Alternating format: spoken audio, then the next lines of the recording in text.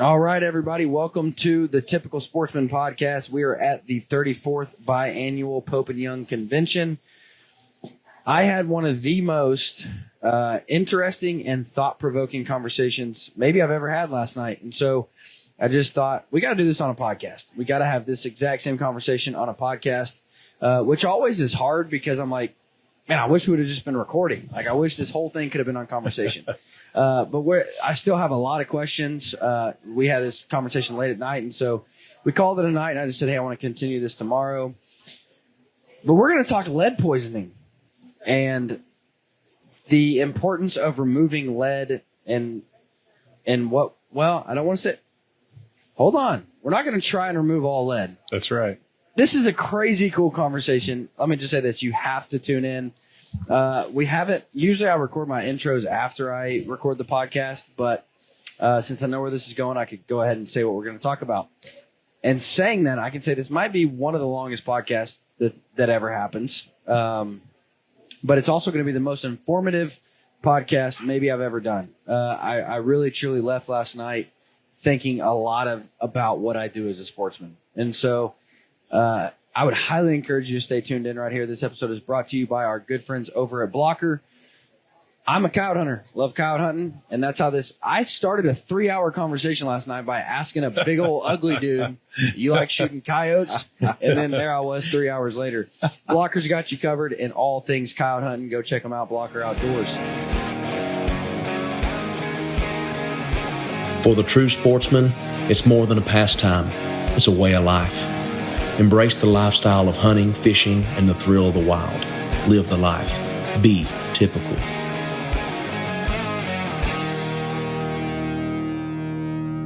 If you are a traditional archer, then you are probably familiar with Three Rivers Archery.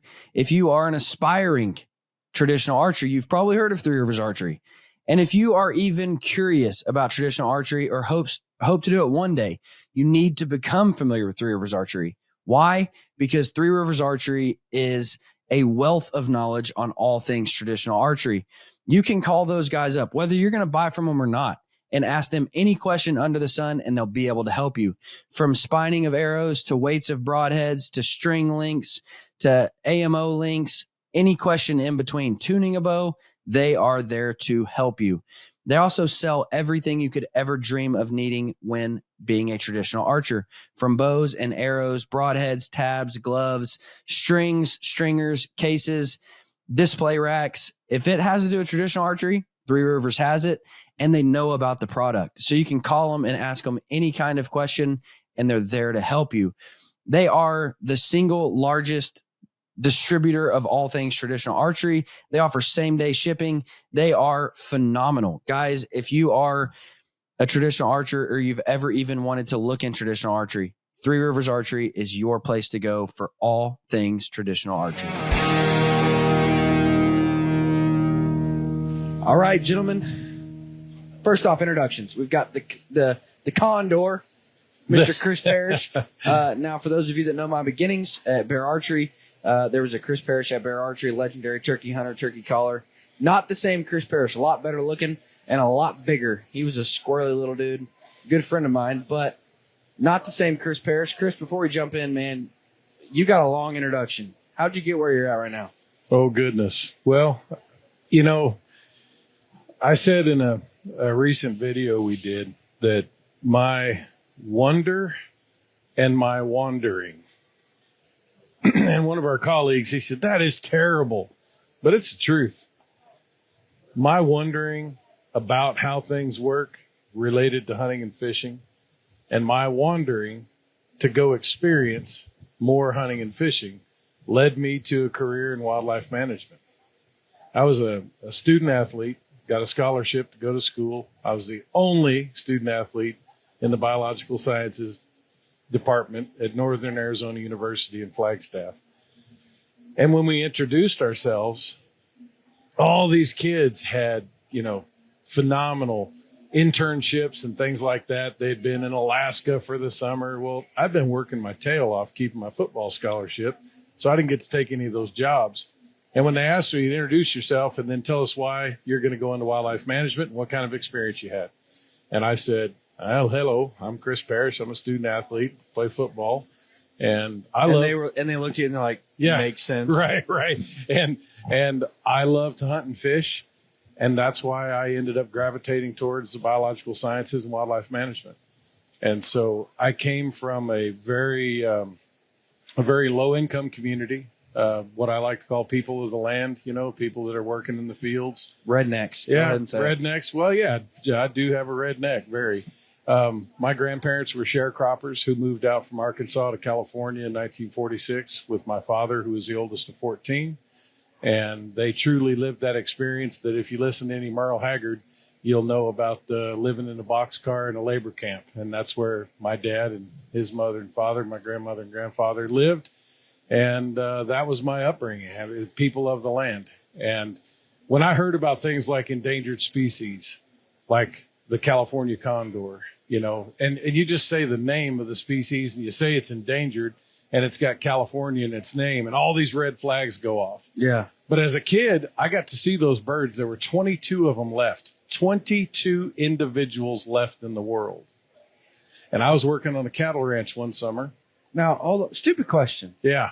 How does somebody come to the conclusion that there's only 22 in the world? So, because and I don't mean we're going to already get into it. Yeah, I know that, but yeah, no, you're just asking how I got into this, but yeah, let's get into that.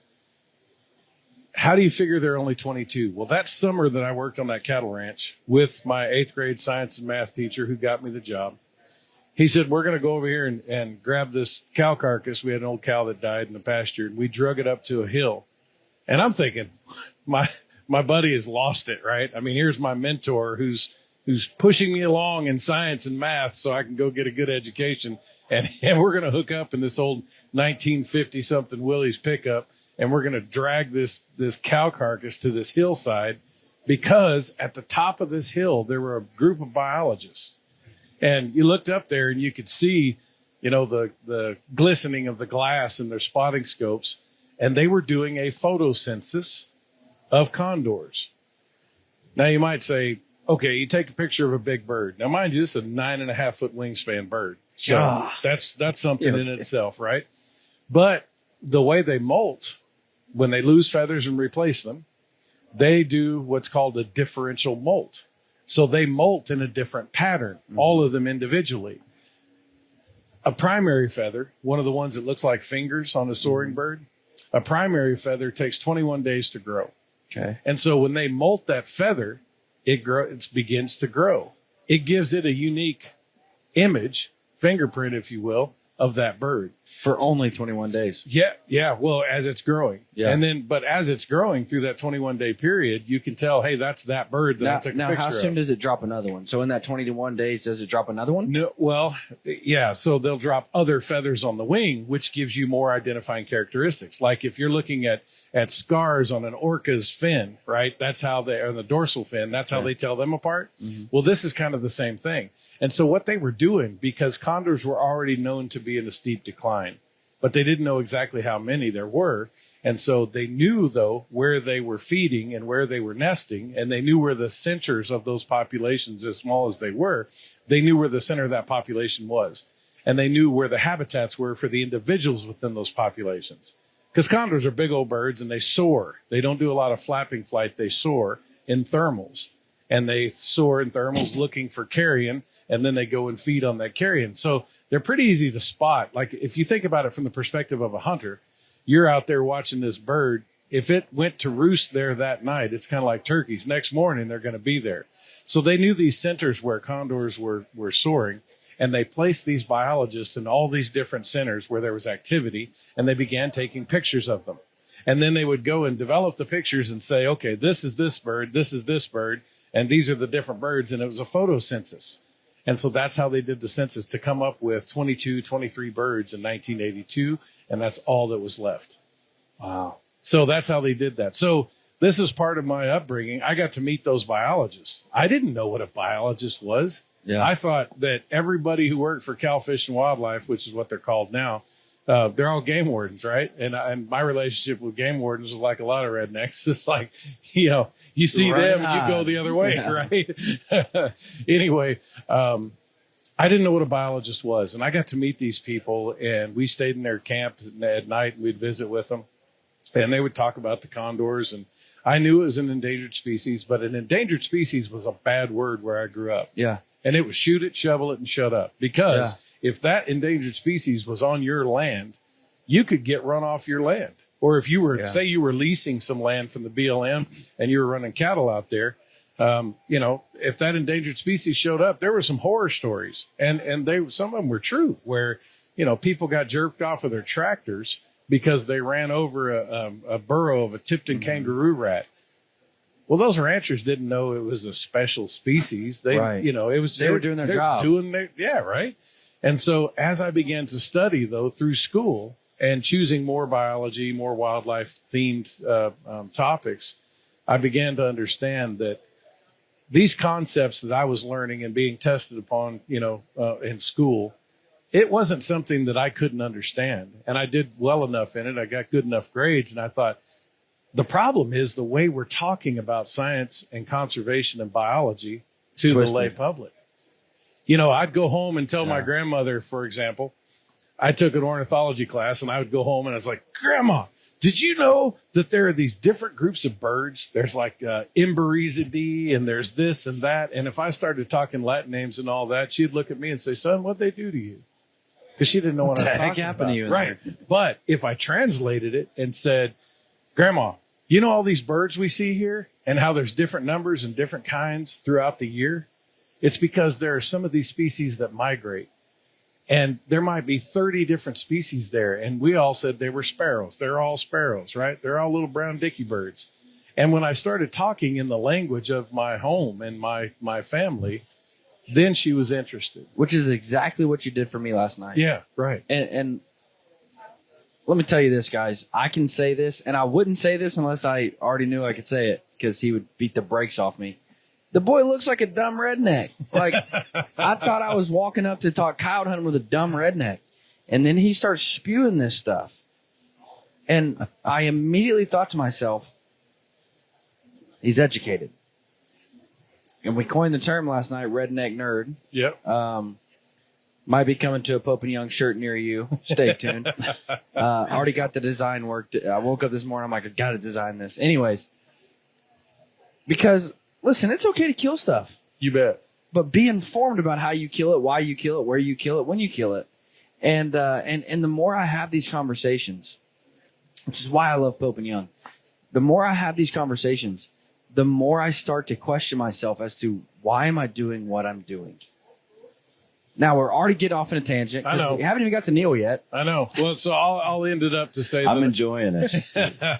I'll end it up I can to say spectate. that I became a biologist working for Arizona Game and Fish Department right after I graduated with my undergraduate degree, and I didn't make it to the NFL.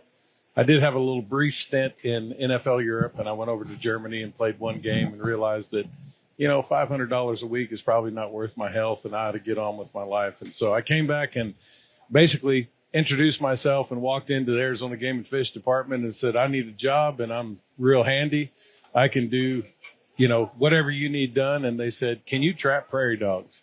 Yeah, heck yes, I can. And I said, sure, what do they eat? and that's how I got into the wildlife field. And then after that, I got picked up shooting coyotes, which is how we started our conversation.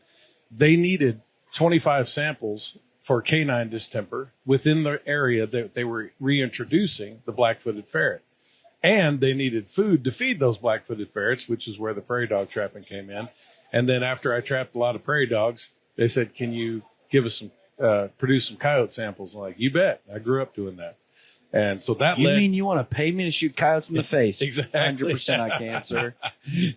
On my way. Right. And so that was how I entered in. And basically, I was willing to do anything I could to get a job in wildlife management. And I was so honored to be able to do that.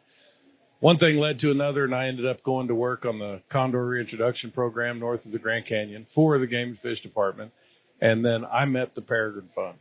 And the Peregrine Fund is a nonprofit organization that works with raptors, thus the namesake. The Peregrine Fund was founded in 1970 to address a steep decline in peregrine falcons.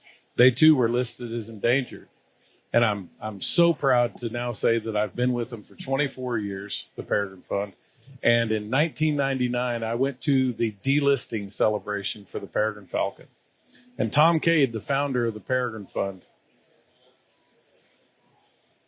he gave a speech that was so impactful. And he quoted Ulysses. And he said, "I exhort you, as Ulysses exhorted his mariners of old, to not rest in port, to not rust unburnished, but to shine in use. For there will always be challenges for those who seek to make the world a fit place for life in all its many splendored forms." So shine in use, apply yourself, learn about these systems, and don't accept, things like a species declining to just say, "Oh, it's probably natural." Who cares? Learn about these systems and study the small pieces, because it lets you know more about the environment as a whole. And then if you find out that it might have been our ignorance or inaction based on our ignorance that let a species nearly go extinct, we have an obligation to the future generations to teach them that you can learn. And if we're doing something and there's an unintended consequence in our actions, like DDT. DDT was a phenomenal pesticide, right? It really worked well, but it also caused eggshell thinning. Eggshell thinning is what led to the peregrine nearly going extinct. So we didn't just identify the problem and point fingers and say, "There's the problem, go fix it." We said, can we work with industry to find other alternative pesticides that work just as well, but don't cause eggshell thinning? And can we use techniques that falconers have used for thousands of years, breeding birds in captivity and releasing them into the wild and flying them until they learn to hunt? That's falconry. And so we're founded by falconers. One of the oldest traditions of hunting on the history books. Use that knowledge of our hunting heritage combined with science, identify a problem, fix the problem, and then delist the species. When I heard that man give that speech, I said, I've got to work for the Peregrine Fund. And a year and a half later, I was offered a job, and I've been with them for 24 years. So that's how I got to where I am. Long answer. I don't have short ones, apparently. I learned one thing about the old condor over here. He's old. I'm like, dude, you don't even look old enough to have a job for 24 years. I know. I'm a grandpa. Congratulations. That's because I think bald is beautiful. That's right. Well, and hey, guess what? Condor's bald too. All right. We've also got Mr. Neil Thagard, which, let me just say this. It blows my mind that I've never had you on the podcast. I'm sorry. No apologies needed. No. I'm sorry. You should have been on like episode 1. Neil Thagard, can you give me an introduction without getting... Yeah. I don't want to get to non-lead yet. Yeah. You shouldn't. This guy. I know. It's going to go off. Trust me, guys. If you're just now listening, like, it's about to get crazy. You're about to be challenged with thoughts you've never even considered. Neil, give me an introduction to yourself, man. How'd you get here? Yeah, that's, Dylan, thank you, first of all. And like Chris, I had, the background of coming from a family that other side of the country, but we were country people, North Carolina. Most of the family was farmers, cattle people, and and laborers. And, and like Chris, I got the education in wildlife management, athletics as well, played baseball in college and had a short professional career. And this is, we're talking 35 years ago. So I'm dating myself a bit here, but as far as once that all came to an end, and some of those good things in life do, I pursued a career in wildlife management, and I worked for the Wild Sheep Foundation for a number of years and dealt not only with wildlife management issues, but also with wildlife management policy. And so I I did some field work, but a lot of that work that I had done at that time was regarding the policy around wildlife management, dealing with those of you out there that know anything about wild sheep and the problematic issues that wild sheep run into with disease transmission that comes from domestic sheep, farm flocks, that's spread into bighorn or wild sheep. These animals are kind of like the condor. They're that old canary in the coal mine. They're very sensitive to these human-induced factors in their natural environments without direct or indirect problems presented by humans. They do well on their own. They do well. But some of the things that we've done, we've introduced some of these novel bacteria to some of these animals. So that was my involvement with the wild sheep stuff. I later became the director of the wildlife department for the Nez Perce tribe in north central Idaho. And I was there before I took or semi-retired a couple of years ago. Spent most of my time there working on continuing that work on wild sheep issues, and also got involved in bison management and bison recovery around and outside of Yellowstone National Park. And part of that was to expand. Part of that work involved expanding the tolerance zones outside of the park for native free-ranging bison. And that was an interesting as well as controversial topic. And so that's a real fast forward through my career as wildlife management. Yeah. Can we back up, because what he forgot is his hunting career.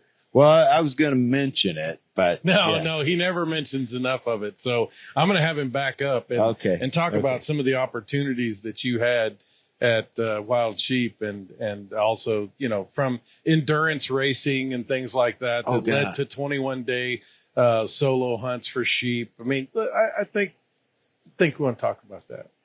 Yeah. Okay. All right. Well, all right. So as much as I like to talk I'm going to inflate it's my opportunity to inflate myself and beat on my chest a little bit, I guess. So, thank you, Chris. Yes. And along with being a wildlife manager, wildlife professional, I'm also, like many of the listeners out there, I am a hunter. I'm a conservationist hunter, and I love to hunt. I've had the privilege to hunt 4 different countries, 2 different continents. All of that's been mostly bow hunting. I've exclusively bow hunted for the last 35 years. I think in North America, I've taken 16, 17 North American big game species, and some animals internationally, with archery. And, that's been some of the things that I enjoy doing for me. I enjoy the hunting. I like mountain therapy. I call it mountain therapy. I have to go and get my mountain therapy, go find myself in the hills and have no one around, and just find my time there and enjoy that. But a lot of my preparation in years past, I'm about 10 years past that and about 30 pounds past that now. But I used to run ultra distance. 27 pounds. 27 pounds. I ran, and this was all tied to my hunting. It was my hunting adventures. I wanted to be in shape. I knew that the better condition I was in, the better I was going to enjoy those high mountain experiences. And so I got into ultra distance trail racing a number of years ago, and I did over 20 ultras, anywhere from 50 kilometers, so 31 miles to 50 miles, and really enjoyed that. It was most of those races are rather remote. Once the gun goes off and you leave the start line, the crowd kind of disperses, and there's really no one out on the trails, and you're kind of out there all alone running all that time. But I did a lot of that. Had some extended hunts I was thankful that I had done that conditioning for those hunts. I spent a sheep hunt one time in central Idaho, and this was back in the days when there wasn't a real great sheep population in the Salmon River, or Middle Fork of the Salmon River, I'm sorry, which has much improved now to conservation efforts. But at the time when I had the permit in there, I spent 27 days alone in the backcountry. And of course, people say, well, how'd you get enough food and all that in there? I took some stock in before the season started, put some caches out, and went back in and did my hunt. It was one of the most brutal but rewarding experiences I've ever had in my life. I ended up killing a sheep on the last day of the season that was not really a great ram, but it was great because I worked my tail off for it. But it was There's a little thing that goes into measuring an animal called sweat equity. It was sweat equity for sure. My pants fit a lot differently when I came out, I can tell you. And but that was a 27-day excursion. I saw everything from 90+ degree weather to freezing my ass off and snow on the mountains. Yeah. And but it was I saw in 27 days I saw 7 rams. That was it. 7 rams, and there were 6 permits in the unit that year. And I was bow hunting, but I believe, if I recall, I think I was the only one that killed a ram in there in that hunt that year. Wow. It was brutal. Today, could I do that hunt again? Not for 27 days. I can tell you that.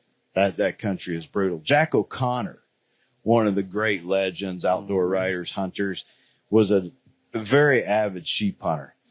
And he had hunted all over the world. He said in one of his books, Sheep and Sheep Hunting, he said, the Middle Fork of the Salmon River is the worst place in the world to try to kill a ram. Any ram. So anyway, that's a little bit of my hunting excursions and some of the things. I've had some great experiences, with some of the folks that are here at Pope and Young, some bear hunts, sheep hunts, but that I see people here that were involved in some of the things I'd done in the past. And, I'm grateful to be able to have opportunity to come Pope and Young and see these folks and kind of relive some of those experiences. So, and now we get to where we're at. Yeah. Non-lead hunting. Hold on. Lead free. Yeah. Lead free. Lead free. Well, based off of what we talked about last night, we don't even want to say lead free. Well, it is, because what we're concerned with and what we're really focusing our conversation and our efforts on is lead in food chains. Yes. Right? Correct. Because this is not about recreational shooting. Right. And for that matter, we advise hunters that if they're in an area that has a high raptor density, whether it's condors, eagles, any of these other scavenging raptors, which, by the way, some predatory raptors that you would never think would scavenge, we've seen them scavenging on our studies. And so it redefined that too, because usually when you say a scavenger, somebody says, oh, you mean like ravens and coyotes and turkey vultures or condors? Yeah. But did you know the golden eagles, one of the kings of the air, they too will scavenge? Yeah. And it makes sense, right? I mean, now take it. Hold on. All right. Is this, I know the answer, but when we go to this, you automatically go birds.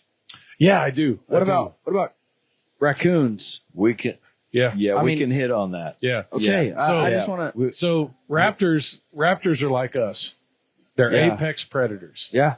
And so whenever you go into a basic wildlife management or conservation biology class, they teach you about these systems. Yeah. And there are certain parts of the systems that are more indicative of the overall health of a system. So they call it an apex predator. So when you have a healthy raptor population, which is why I think a lot of people are have a fancy for raptors. But let me go back even farther. Think about recent history, the United States of America. What is in the symbol that represents our country? An eagle. An eagle. Let's go back now into Europe. Let's go back into the times of the Romans. You know that poor guy that heading into battle, he would carry the seal of that community, that band of warriors that had to carry that totem. What was at the top of that totem? A raptor. Yeah. Right. Let's go back into Egypt and look at the paintings. Look at the deities in India. For as long as humans have been capturing our history, even in lore, in communications and stories, and then in writings, or pictographs, or petroglyphs, what do you see? A reverence for raptors. I think, and this is not scientific at all, this is just why have humans, for all of recorded history and beyond, even in the folklore, in religion, why do we have such a fancy for raptors? I would suggest that it's because they're an apex predator that hunts not for sport, not for anything other than sustenance. Survival. The same as our lineage, right? I mean, people today that don't hunt, and you know how polarizing that can be. I like to remind them that we all come from hunters.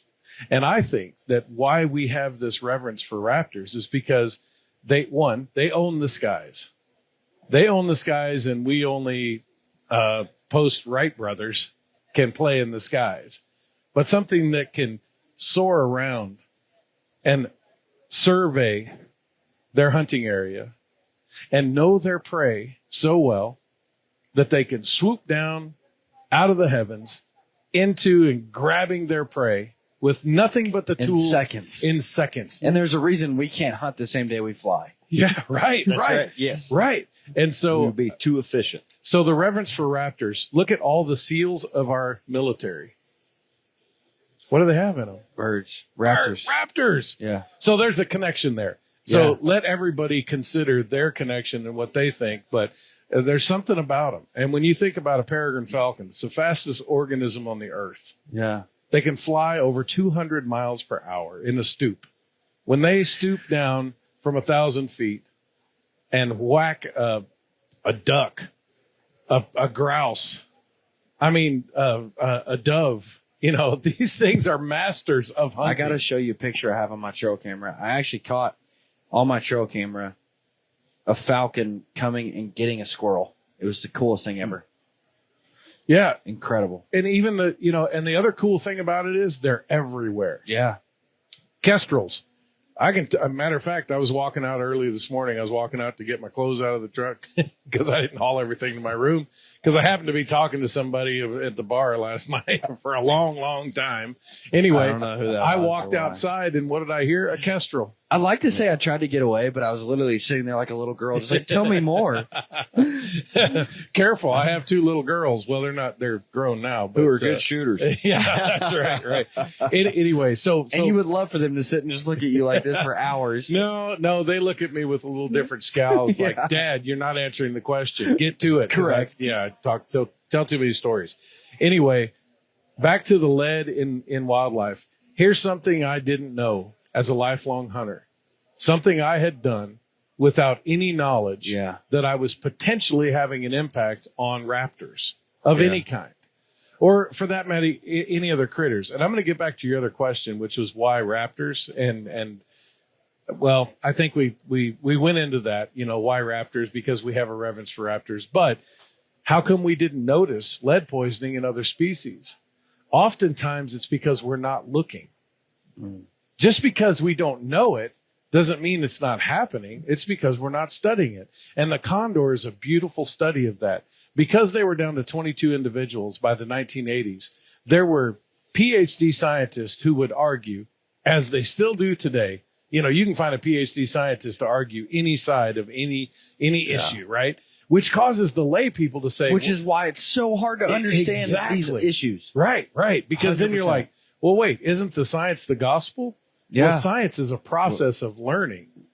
It's not, this is the way it is and will always be. It's like, no, the science we use allows us to test our hypotheses that we say, okay, I think the lead's coming from the water. Yeah. So we tested that hypothesis. We tested the water in the Grand Canyon ecoregion, and we didn't find lead. Like, okay, maybe it's in the soils.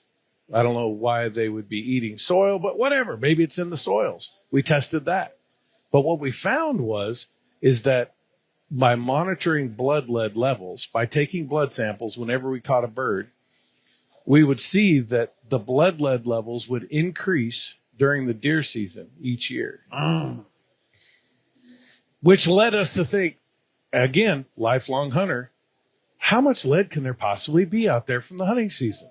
Which is why, just to take a step back, when I started talking about coyote hunting, you immediately were like, what's the weight of your bullet and what's the weight retention of your bullet? And I'm like, what the heck are you talking about, dude? Terminal ballistics. I shoot them and kill them. Yeah, like, right. you talking about weight and retention and Just one thing to think about. I think with what Chris is talking about, there's an old adage: absence of evidence Yes. is not evidence of absence.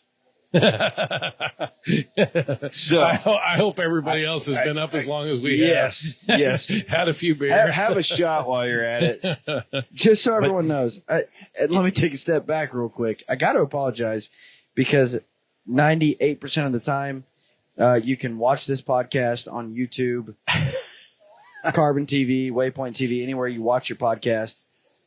Tonight, it is 10 o'clock, and we have already been through a whole day of Pope and Young convention.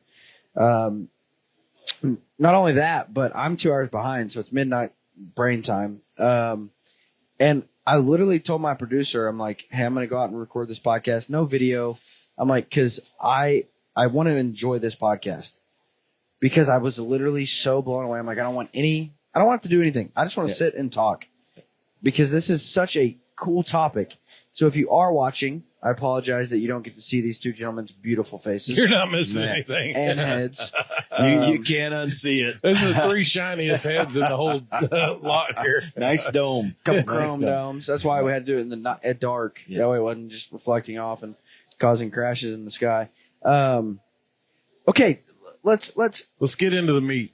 get into the meat. So I go out and shoot a coyote. I go out and shoot a deer. Who cares? What's the problem? I'm doing what's legal. I'm doing what's right. You bet. I'm doing what's ethical.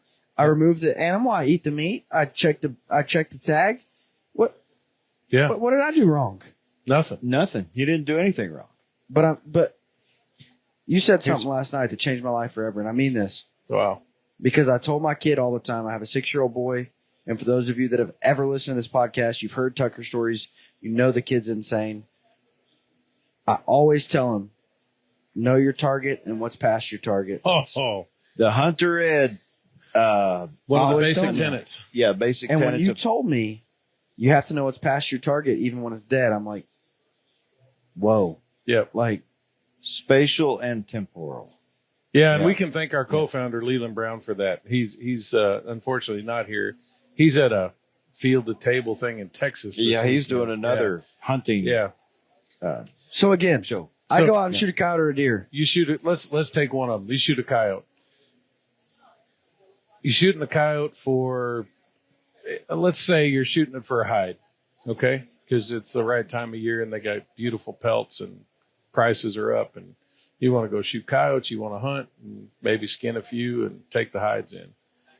Chances are you're going to look for a bullet that only penetrates but does not exit because holes in a hide decrease the value, right?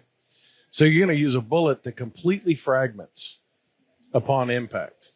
Now, a coyote's a smaller critter, and you can use smaller calibers. Like I grew up using a 22-250. Like that was the Cadillac, man. If you shoot that animal, what happens usually? And I went through this, so let's just repeat this. You shoot the animal, what do? What happens? You shoot it. Well, I don't. You might not remember. I take the whole animal out. Okay. So So then different scenario. right. So Yeah. you take it out, and then where does the carcass That's when I said, end up? I don't know. Yeah. Yeah. So Because I if- take it to somebody, I sell that coyote to somebody. So right.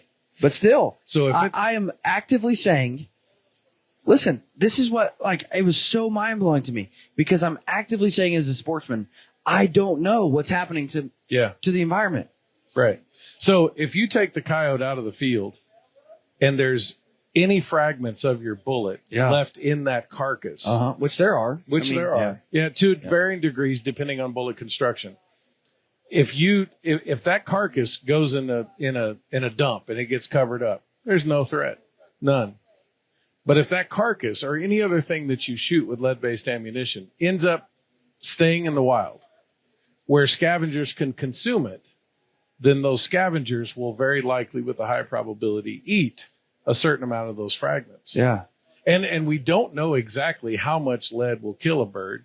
We know a level of blood lead. We know a level of lead when they have died, but you don't know the frequency or the magnitude of exposure of an animal's life of eating meat in the field. They could eat a roadkill. Mm-hmm. Roadkill probably doesn't have lead unless it's been shot previously and survived it, right? So there's all these different scenarios. So if that coyote doesn't go back out into the field where it can be eaten by scavengers, not a problem.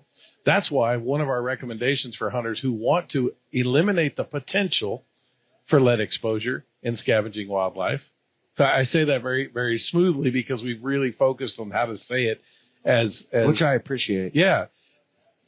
If that animal persists in the environment where scavengers can get to it, I don't care if it's an officer who has dispatched a deer who was wounded on the road.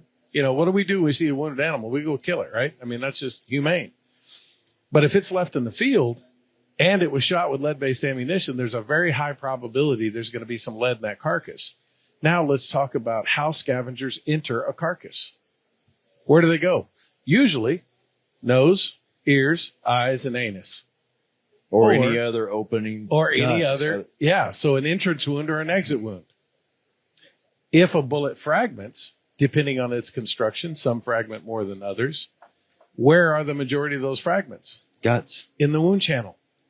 So they enter into a wound channel. So actually, because of that new wound channel, and I mean, think about it from a scavenger's perspective. You come up to a carcass that's intact, but this one already has a hole in it. You can see the meat and you can see the bloody meat. They're going to go eat there first. Sorry. Which is just to me. And again, so what's funny to me is I look out and I see the boys who just did the Ohio, deer, right, which was just mind blowing. At first I heard that, I'm like, they have 28 slides. Like, oh my gosh, it's going to suck. And then they start and I'm like, oh, this is so cool. Yeah. Evidence. Evidence. Yes. You look at something like that and it's so easy to say, like, oh, you're a poacher. Screw you. But then I start thinking to myself, I'm like, there's so many things like this, the little things that we're trying to be as ethical as possible, but I've never thought about going out and coyote hunting my ammo, and what's happening after this. So mind blowing to me. And you don't think about it until you have something that's put in front of you. I mean, we only know what we know, right? And, the condor they were that one thing that told us, hey, maybe we ought to take a look at this. But, with that wound channel, I was going to talk about that just a moment. The wound channel, when you shoot that animal, what we have seen, some of the x-rays of animals we have seen. Now, this didn't really apply to coyotes, but with ammunition that was used on larger game, deer-sized animals, that lead fragmentation has been known to expand beyond 16 inches from that wound channel. Yeah. So going out 16 inches from the wound channel, there is lead, or has been lead, documented in a carcass. Yeah. Go online. I would urge your listeners to go online and look up Hunt et al. 1996. No, I'm sorry, 2006. Well, look up Let It Go. Well, yeah, you can look at our video too, because we do the ballistics testing. But yeah, it's not a Frozen and there is video. No, it's not. There is a pile of there's a pile of research out there. Yeah, it's just you got to know where to look. I mean, it's not everyone knows where and how to find peer-reviewed science publications. Yeah. because they're dry as hell. They're and dry. Even if they do, it's so hard to weed through that stuff. But you can get the pictures, and there are people that are looking at terminal ballistics that have no interest in lead or anything like that. They're just talking about terminal ballistics that do talk about weight loss. Yeah. Now that's something that weight retention and weight loss is something a lot of hunters who consider themselves pretty educated, they'll say, "Oh, my bullet retains 80% of its mass." And to be 100%, like if you listen to this podcast, I'm 98% bow hunter. Yeah. I load up an AR to go shoot coyotes in the face. So like, I don't even know. Like I just shoot whatever's going to kill them. So he starts asking me all this. He's like, "What's your weight bullet? What's your bullet weight?" I'm like, I don't know. Whatever goes in my gun. What are you talking Whatever shoots well, right? Yeah. And what's your retention? I'm like, retention of what? Like, right. I don't even know what you're talking about. But as we talked about last night, and this is where you guys, being longer tenured archers than I am, do you pay attention to the grain weight of your? I mean, how many feet per second your bow shoots. Yeah. Based on that. You know the weight of the energy, the kinetic energy, all that. The micro tuning of an arrow rest and the He's string. just over there going, do it, say it. Just getting in, knowing how that arrow flies. If I'm going to shoot a bullet, I want to know how that flies too. I want to know what that broadhead does when it hits its intended target. I want to know what it does. Same thing with a bullet. Chris is talking about these different types of bullets and bullets that were designed and built for weight retention. A partition. Partition's a good example. It retains weight well. It was designed for weight retention, but it still sheds weight. Well, it was designed. So the partition has been on the market since the late 40s. Yeah. It's a fantastic bullet, and it's considered in most loadings, it's considered premium ammunition. It's designed for the bottom portion of the bullet, where the partition is, for that to be retained. The front end blows up. That's well, right. and let's be, I shouldn't say blow up. That's probably a loose term. Pretty crude, right? Yeah. The jacketing peels back, and the lead in the fore end of the bullet, in the tip of the bullet, is what you lose from the mass of the retained slug. The retained slug will be that which is beyond the partition because it held together because it had a partition. And continues to push that shank. Yeah. So that retains weight, but there's still weight loss. So where does that weight loss go? Into the carcass. Into the carcass. And there is some really good, if we had a visual for people right now, we do a lot of shooting into water traps. We do most of this unless we declare differently. We'll do it 100 yards. So we shoot into water traps. We shoot into ballistic gels. Ballistic gels are the best thing we have to consistently test ammunition on what would simulate flesh minus bone and hide. Right. Yeah. Okay. So there was he wasn't a ballistics researcher, but he's a physician. And I'm not going to mention names because he might get in trouble for using the X-ray equipment at the hospital he was working at to X-ray some of his ballistic gels he was shooting to test.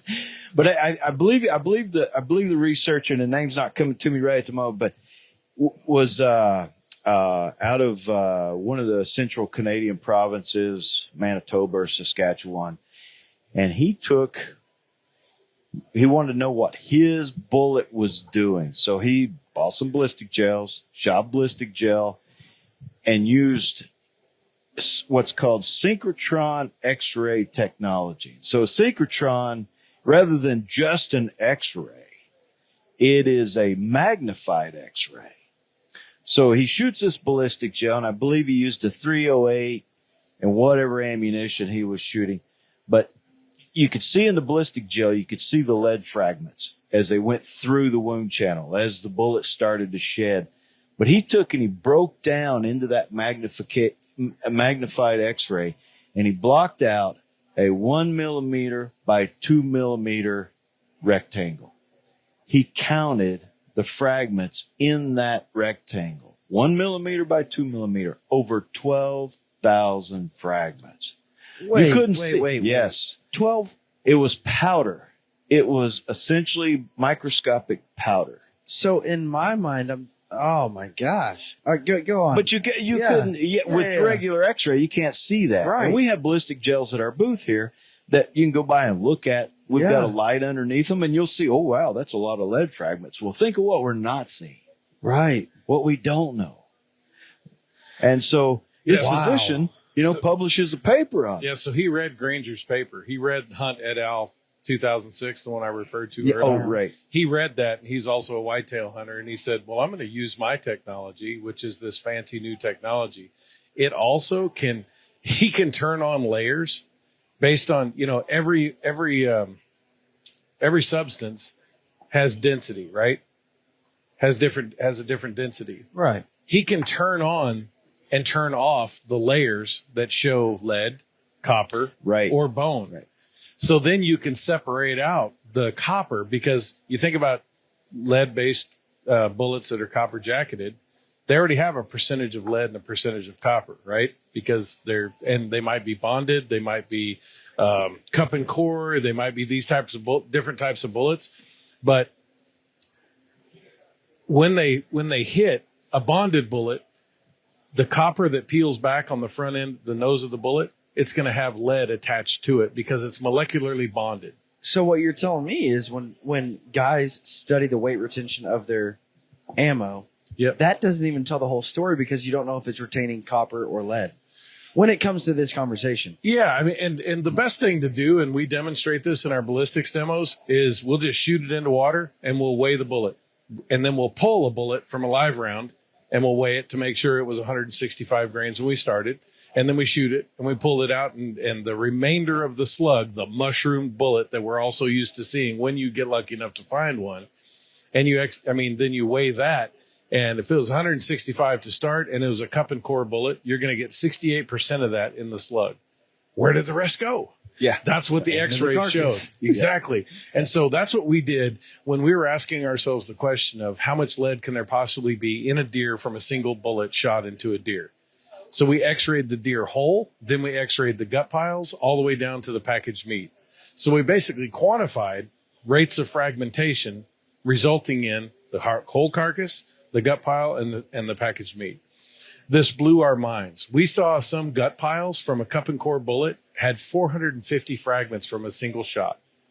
And that gut pile is what the condors were feeding on the Kaibab Plateau. So we took this information to our partners at Arizona Game and Fish, and we said, can you help us share this information with hunters? And can we develop a program that incentivizes using bullets that retain more weight or that have no lead? And then for those, the Kaibab deer hunt, if anybody knows about the Kaibab, you're going to get drawn once in 10 or 12 years if you're lucky. Yeah. So the last thing you want to do is say, okay, now I want to try this new bullet. Right. And a new gun. No, they're going to use what they're comfortable with. Right. So we offered another suggestion to say, if you bring us your gut pile, we will put you into a drawing for a myriad of prizes. You know how we are. We're here at the convention, and I made it all the way down to the last card in the card drawing tonight. When you said, let's go do this podcast, for I said, 2-0 package. Oh, wait a second. No, it was the cards where you ripped the cards cooler. in half. The cooler. For the cooler. Right? And he said, what was the prize in the cooler, by the way? Well, that was a really nice sight, I think. Dialed Archery. Yeah. Our boy Scott Bakken, Dialed Archery. Cool. So he said it's a blue deck. I had 3 cards, blue deck. It's a black card, and I had a black card. And it's an ace. Oh, no. I had the ace of spades. He goes, ace of clubs. So I digress. I think it was rigged. I digress, but who won it? I don't know the gentleman. Okay, but I went and congratulated him. It was rigged. But I also had in my 3 cards, I had aces and eights, and we all know the history in that hand. So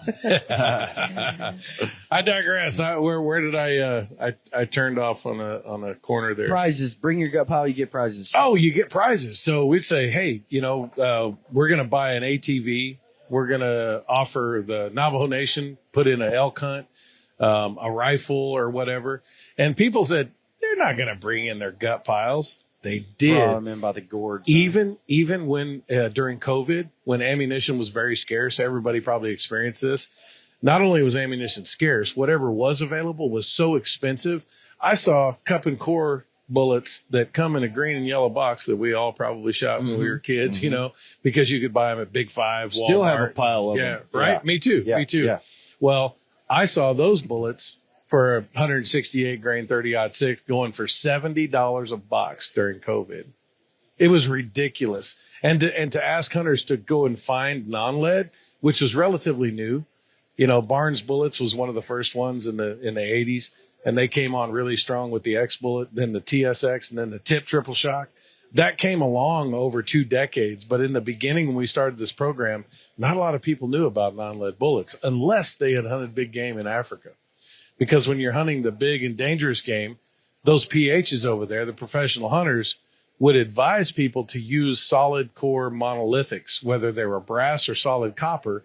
Why? Penetrate hard and deep. Yes. Yes. Cape buffalo coming at you, head down. You want to punch want through something. that entire animal. Yeah. Exactly. Yeah. So it was relatively unknown when we started this in early 2000s. So it was hard to come by. And especially during COVID, it was hard to come by. But I think that's what separates us in our actions. We're not saying you must use lead-free ammunition. We're like, no, that's a good way to eliminate lead exposure. Why? Because there's no lead in it. But you can also haul the gut pile out. And we'll incentivize that. And the resulting action demonstrates the conservation ethic that we have as hunters have had and why we have things like the North American model for wildlife conservation. So I heard your sophisticated redneck answer. I want to hear Neil's. To which question? Why does everyone get so hard up? Because the only time I've ever thought about lead or non-lead is when I'm going to shoot ducks. Mm-hmm. Yep. So why ducks? Why do we care so much about lead That's when a it good comes one. to waterfowl, but not for big game or coyotes or predators, whatever?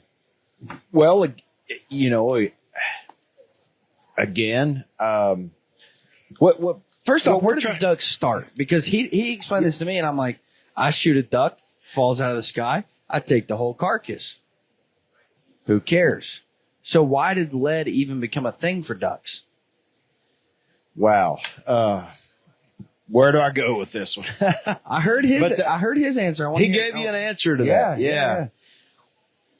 Let's see if I can get this right, because I'm going to try to recall this situation. So in 1991, it was mandated, right? U.S. Fish and Wildlife Service mandated that what they identified as non-toxic shot to be used for waterfowl.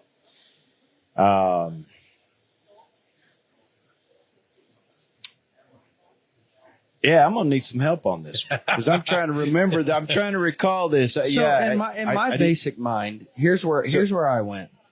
My basic mind. That'll help me. Well, it's a migratory bird, Yeah, so we want to protect it. We don't want to fly lead over to.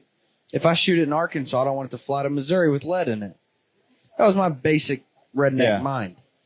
But I never thought about, okay, 2 of my pellets hit the duck. Where's the other pellets going? yeah. You know, like that never even crossed my mind. Like, okay, am I polluting the water? So it was in the water. Other waterfowl species, other aquatics Dive down and eat it, and they were being obtaining- poisoned. I can't help with this, and it's late at night, and we're going to have to qualify this podcast as being very tired and had a few drinks and dinner. But to me, My eyes are we have to burning. go back to the David Attenborough in the beginning, because the Brits were the first ones to define this. In the late 1800s, the Brits were documenting that there were die-offs of waterfowl in these traditionally hunted ponds. Mm-hmm. And they were like, why are they dying?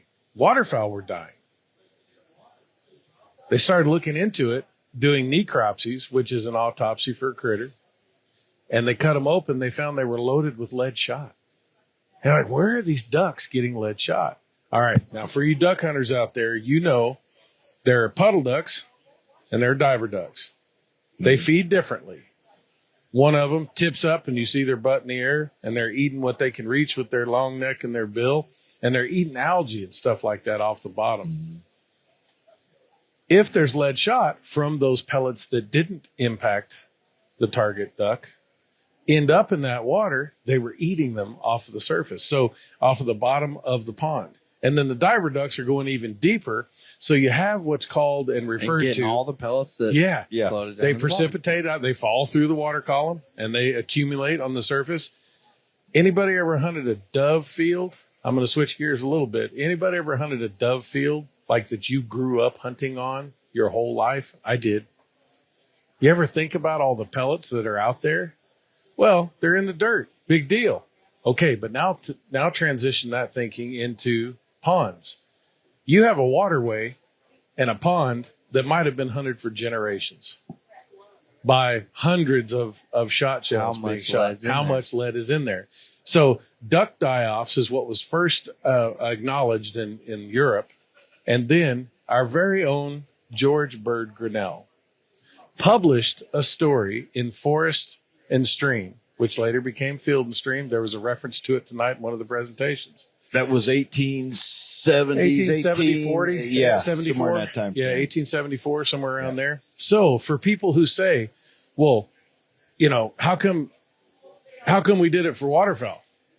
We found out it was detrimental to waterfowl and predatory birds who were eating waterfowl, who would then eat the pellets within the ducks, both in their GI tract and in their muscular tissues. A lot of people challenge us and say, well, if lead's in gut piles, why don't we just ban it? I remind people. Which was my thought. Right, exactly. But I remind people that who of all you listening out there likes to be told what to do? That is the number one. If people say, why is this such a hard thing, is because we don't like to change. And for good reason. How long did you say it took the ducks to change? Waterfowl? 1874, somewhere around there, to 1991. 1991 was when in the U.S. and then later in Canada. Yeah. So 19 years. No. 1871. Over 100 quantify. It's a late night. It's been a long day. So 100 years. Right. So the 100 years of research and science, and you look at what happened there. Ducks Unlimited came to the table. Yeah. Guess what? The sporting community came to the table. Yeah. And they said, you know what? If we can protect not only the greater environment, like the raptors, the eagles that were eating the ducks, but the ducks that were eating the lead shot, if we can protect the whole system, this is worthy of a policy change. I don't think we're there with the science pertaining to fragmented lead in carcasses to say that it requires that kind of a policy change. Now, that's just one opinion. There are people out there who have the opinion to say it needs to be mandated. So we published our fragmentation study, and I'm going to go off on this policy bent here. We published our fragmentation study in 2006. The preliminary data were already out there, and there were groups who are litigious by nature. They sue people. That's how they do conservation. They used our data and our study to threaten litigation against the policymakers in California, and they succeeded in getting a statewide ban. They started in 2007, and by 2019, they banned the use of lead in the entirety of California. Now, if you look back in the history of wildlife management, policy changes usually come into play when there's a population limiting impact. That's what happened with waterfowl. There was a measurable population limiting impact, not only in the waterfowl, but it was also documented as having an impact on bald eagles and other scavengers, because anybody who lives in frozen lake areas, you know what happens when the bald eagles can't catch trout out of the open water. What do? They begin scavenging. And then you see the young birds and they're dipping down and trying to grab coots and things like that. And it's futile, right? But you see these birds having to revert to scavenging because they are an opportunistic scavenger, which is different than an obligate scavenger like the condor. The condor only feeds on things that are dead, which makes it uniquely predisposed to get lead poison by eating carcasses that have been shot with lead-based ammunition. So how do they even know? You explained this to me last night. How do they know the lead is coming from our Beautiful ammunition? question. That's a good yes. I was waiting for that. You want to start? Let me share a little bit about why I am so passionate about Mountain Ops. Yeah, they make incredible supplements to help me in my everyday life, on the mountain, in the gym. Great supplements. However, they also support my rights as a hunter. They're also Christian owned, which is something that I value a ton. And then third, through Operation Conquer Hunger, for every order that's placed on mountainops.com, they're providing a healthy meal to a family in need. Guys, if you use supplements at all, I would highly encourage you to look at not only the supplements that a company is pushing out, but also what that company represents. So guys, go check out mountainops.com, because it's a company that I can not only support because they make great products, but because they support the same things that I support. They support me as a hunter as well. So guys, go to mountainops.com, use code TYPICAL. That's going to save you a lot on your order, and you're still going to provide a meal for somebody who's in need of a healthy meal. Mountainops.com, discount code TYPICAL. Go check them out today. My favorite product by far is Ignite. I use it every single day. Before I podcast, before I sit down to work, before I go to the gym, I use it all the time. I use it on the mountain religiously. Ignite is my favorite product by far. However, they have a full line of supplements to help you conquer the mountain, conquer the day, conquer work, whatever you're looking to do. They've got something for you. Mountainops.com, discount code TYPICAL. Neil's trying this stuff on for size. He's our newest guy, or one of our new guys. But well, it's isotopic signature is when people ask, well, how do you know that lead is from ammunition? Because there's lead all around us. There's lead all around us. But with the isotopic signaturing, fingerprinting of that lead, they know that it's from recycled lead. What is that? What is isotopic finger? So it is a fingerprint. Okay. It is a fingerprint. So I don't know, Chris maybe explain this better than I can, but it can identify that it's recycled lead, and ammunition is built with recycled lead. Okay. And so that's how they are able to see what signature that lead has. I don't know. Did I hit that kind of? Yeah. No, I mean, I use a lot of analogies and metaphors, and I'll say that because you're a redneck. I do. And I think, look, this is right back to why I got into wildlife management, because I think we can't just use all this scientific jargon. 100%, dude. Like, perfect example. This whole CWD in Oklahoma, you know what I'm talking about? Yeah. Mm-hmm. When I read that, I'm like, brilliant. They figured it out. They're going to cure CWD. And then I talked to Justin, and he's like, well, let's take a deeper dive into this. And I'm like, what do you mean? They've already done it. They've deep dived. And then he showed me and I'm like, so even as I would consider myself intelligent. I mean, I have a bachelor's degree, and I'm looking at this and I'm thinking, they've got it. But then somebody who has a little bit deeper knowledge looks at it and they're like, well, let's look at it from this way. And I'm like, oh, wait, but they made me think this was the cure. Like, right.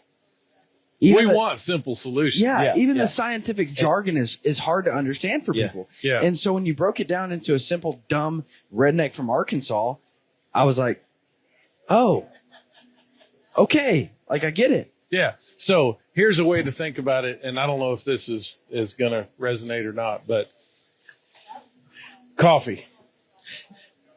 If you drink coffee, your coffee beans from which your grind comes from, it could be a single source of coffee beans. It could also be a conglomeration of coffee beans from all over the world that are put into a big hopper. They can do studies on that to say that this comes from 10 different regions of coffee and multiple species of coffee beans, right? They can analyze that and say, this isn't pure Arabica or whatever. Yeah, whatever. right? Whatever they advertise, right? I know I'm taking a leap here, but my point is that they can analyze that and say, no, this is like 5 different types of coffee beans, all ground up into one. And this is pure coffee. Think of isotopic signatures just like that. Lead occurs in its natural state in 4 or 5 forms. There's 204, 207, and then 206 in one combination of those, right? So they have unique signatures. So if you're to find a deposit of lead in the ground, in the Earth's crust that we used to mine to use for batteries and all these other things, you can tell where it came from. Check this out. They came up with this in an assassination attempt in a foreign country. I remember you telling me this. So they were able to identify the bullet and the fragments that were left in this target, this person. They were able to analyze that lead and say, oh, this is more 204 and 206 than it is the other. Therefore, it likely came from this country, because this country mined so much of that lead, and it's only used in their production of ammunition in that region. And that's how they figured out where the bullet came from for that assassination attempt, by isotopic signature. So we can use the same technology and analyze, and I say we're not the ones doing it. We use professionals. So we use these folks at the University of Arizona, and they can use I think they used mass spectrometry. It's this, I'm not sure what. Yeah, the same stuff they use What when they tell us what planets have different metals on them, because they can use the mass spectrometry, and they use all this fancy science to say, oh, there's whatever in Mars, right? This is the technology. So they can analyze the lead, and they can tell you that it is a heterogeneous composition. It's the coffee that has 5 different types of beans in it. They can tell it, which means only that it's recycled. It doesn't mean it's ammunition. But to go further down that path of how we're coming to the point that it's probably ammunition, the birds that had died, when you x-ray them, you can see the fragments in their gut. We could take those fragments and analyze those fragments. And in some cases, the very first condor that fell off of a tree, we watched it. We knew it was sick because it wasn't doing what it was supposed to. It was sedentary and sitting on this snag, and it died. They collected it, brought it in. First thing you do with a dead bird is like, well, let's x-ray it. We don't do necropsies. We send them off to Ashland, Oregon, where they do fish and wildlife necropsies. But we x-rayed it because we could. We x-rayed it, and it lit up in its gut, in its digestive tract. We saw 33 pellets. And when I saw those pellets, I'm like, oh, those are 6s and 7s. How did I know that? I reloaded my tail off as a kid. So I knew that was number 6 and number 7 shot. That's one example of how we knew it came from ammunition. Then we saw fragments, and those fragments looked just like our fragmentation study. We saw these little bitty fragments in the gut of the condor, and they looked exactly like the fragments in the gut piles. And we had GPS transmitters on the condors because we knew where they were feeding, and it was during deer season. And when we would get a day later, we'd get the report of where that condor was. We'd go up to that spot where it was the day before, and then we found it with lead 2 days after that. We'd go to that spot where it was on the ground, and we could tell because it has an altimeter, and we'd find a greasy, bloody spot on the forest floor with no gut pile left. It had already been consumed. That's when we started thinking, okay, there's a link to these gut piles. And that's when we went and did our fragmentation study. So we're putting all this together just like an officer would in that case that we heard tonight about Ohio, how they used, they identified a branch and plant species that were not where endemic. The guy said he killed that deer. Yeah. That's how they figured it out. So it's like forensic biology, right? Yeah. And so we're putting all these things together. It's still not a smoking gun, except we also found condors that died of lead poisoning, that upon x-ray and further evaluation of the lead in their gut was an intact pistol bullet. So, but here's what's so mind-blowing to me. Those Ohio guys, they're looking at a specific case for a specific guy. Right. They have their criminal. The guy you're talking about has done everything legal. The guy we're talking about is me. Is us. Yeah, 100%. It's us. It's us. 100%. But we didn't know. We didn't know. How many ground squirrels did you shoot years ago with whatever ammunition you had available? My grandfather paid me. Yeah. He bought my ammo because he would take the stillborn. He didn't have to pay you much. He'd take the drop calves from the dairies and stuff like that, and he'd raise them up, and bottle feed them and everything. But we had lots of ground squirrels, and the ground squirrels would get in the feed that my grandfather was using to feed his cattle. And he said, son, I will buy your ammunition, and I'll pay you $25 for every ground squirrel tail you give me. Here's a .22 long rifle. Actually, it was 22 short. And I was like, I get to go shoot squirrels and you're going to pay me and you're going to give me the ammo and I'm using your gun. Perfect. Man. I had no idea as a kid that I took the squirrel's tail, tossed the squirrel out, and the ravens and the turkey vultures and the coyotes and the coons and whatever, they came and ate that. I didn't know that there was lead in there, but there was.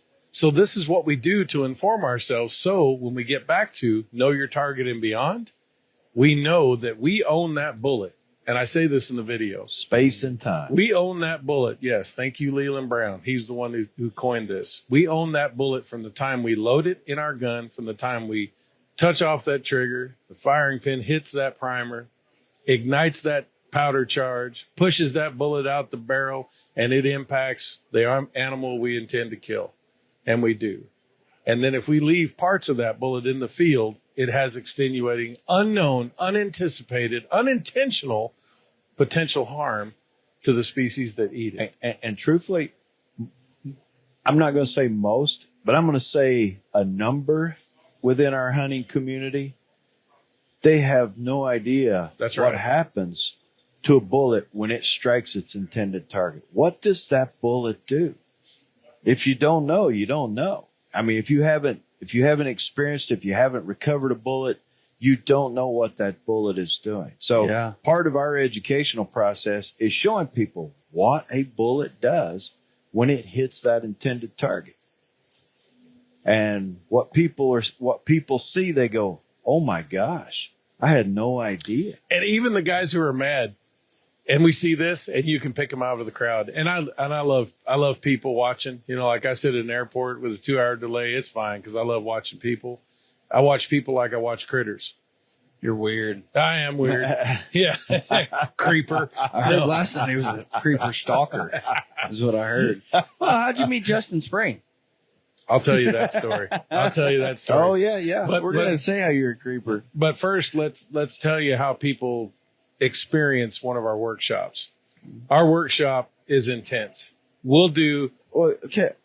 Have we even said the name? No. Whose workshop? The partnership. What partnership? The North American Non-Lead Partnership. North American Non-Lead Partnership. Yep. You can go on our website. It's going to be rebuilt, but it's Let it go. Let it go. The video's there. The video is there. Yeah.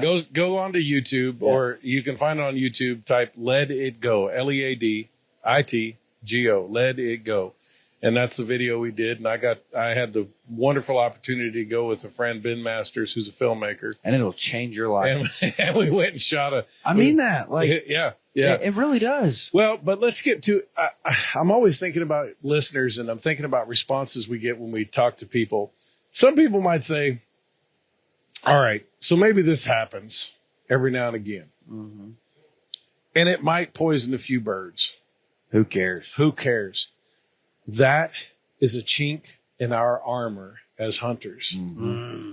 Because that's what the non-hunters come at us for. Yes, the non-hunters will quote us and say, that guy right there said he doesn't care if we poison a few non-target species. Isn't that a violation? Well, and kind of what you just said. Kind of what you just said it a minute ago. You said, coons, coyotes, and I'm like, well, I want all them dead anyways. Like that went into my head. You know. Well, what I mean? okay. Let's follow that for a minute. Do you really want them all dead? Because not all of them, right? Because what happens if you remove the critters that eat the mice, and you're a farmer, and you've got a silo full of grain or corn? Yeah. Do you really want all the predators gone? But us as sportsmen, and I'm looping us in. I mean, I'm going to loop us into a negative group here. We think, well, the coons, they kill my turkey population. They killed my chickens. Yeah. Yeah. And so we immediately start thinking like, well, I want all the coons dead. So I don't give a rip if that coon comes and eats my gut pile. Right. Let it die. Right. I mean. But is that what we want to represent to the world, that this is how hunters? Correct. I think. But that's a wild, that's our native wildlife resources. Yeah. They are in motion. Mm-hmm. They are in motion. And it is our job as hunters and wildlife conservationists and wildlife professionals to keep that motion going. 100%. We got to keep that motion going. All things matter. Native wildlife resources. I want to preface that. And oftentimes when we start removing species or we allow species to be removed, oftentimes we can look back and we can go either directly or indirectly. We've had input in that. Right. We cause that in some form or fashion. You know, it's.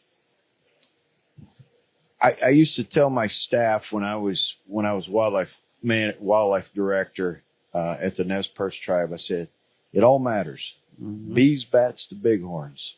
It all matters. Well, you got the pollinators, the megafauna, the sexy big game animals that everybody wants. It benefits from that other trophic level of wildlife management or of the environment. You're going to want to listen to this episode, boy. If you thought we got an earful yesterday, we're getting it now, boy. Let me tell you something, Brendan.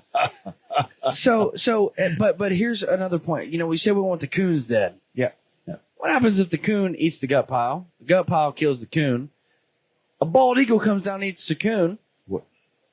And you asked me this last night. You said, would you actively, knowingly shoot a bald eagle? And I'm like, no. Right. It represents our country. Right. Like, what are you talking about? And I live in Kansas. We see bald eagles often. Yeah.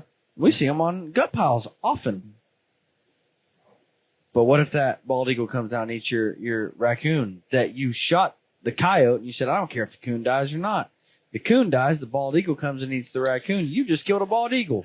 Potentially. I mean, potential. This is all potential. Yeah, but right. Still, it's like that is the thing, is being very careful and not speaking in absolutes. Yeah. You know, it may cause, you know, the label on a package of cigarettes may cause cancer, may cause lead poisoning in this case.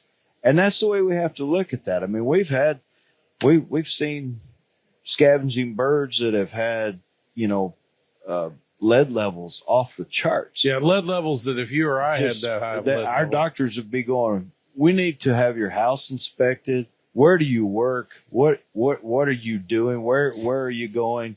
You know, how old is your home?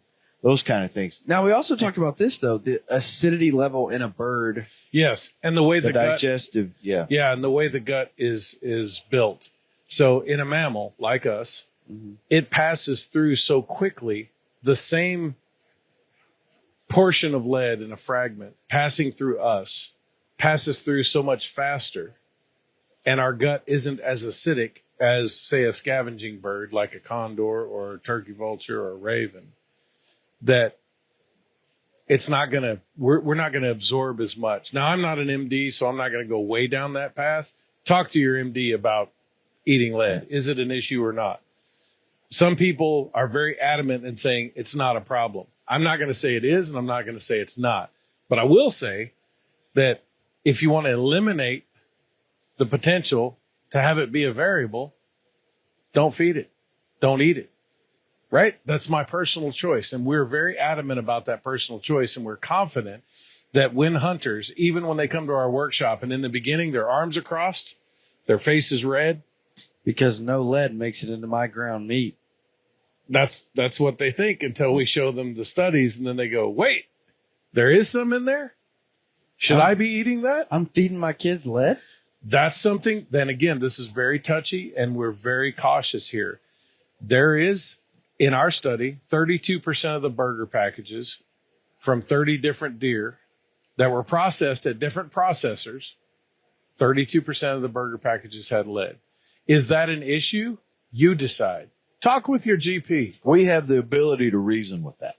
Right. That scavenging wildlife, whether it's they don't avian, mammal, whatever it might be, whatever portion of that trophic level, it is a meal that they need. They need that. They don't have a choice to decide that. We can decide that for ourselves. Right. Yeah, so that's easy. Yeah. But I think getting back to why does it affect different species in different ways?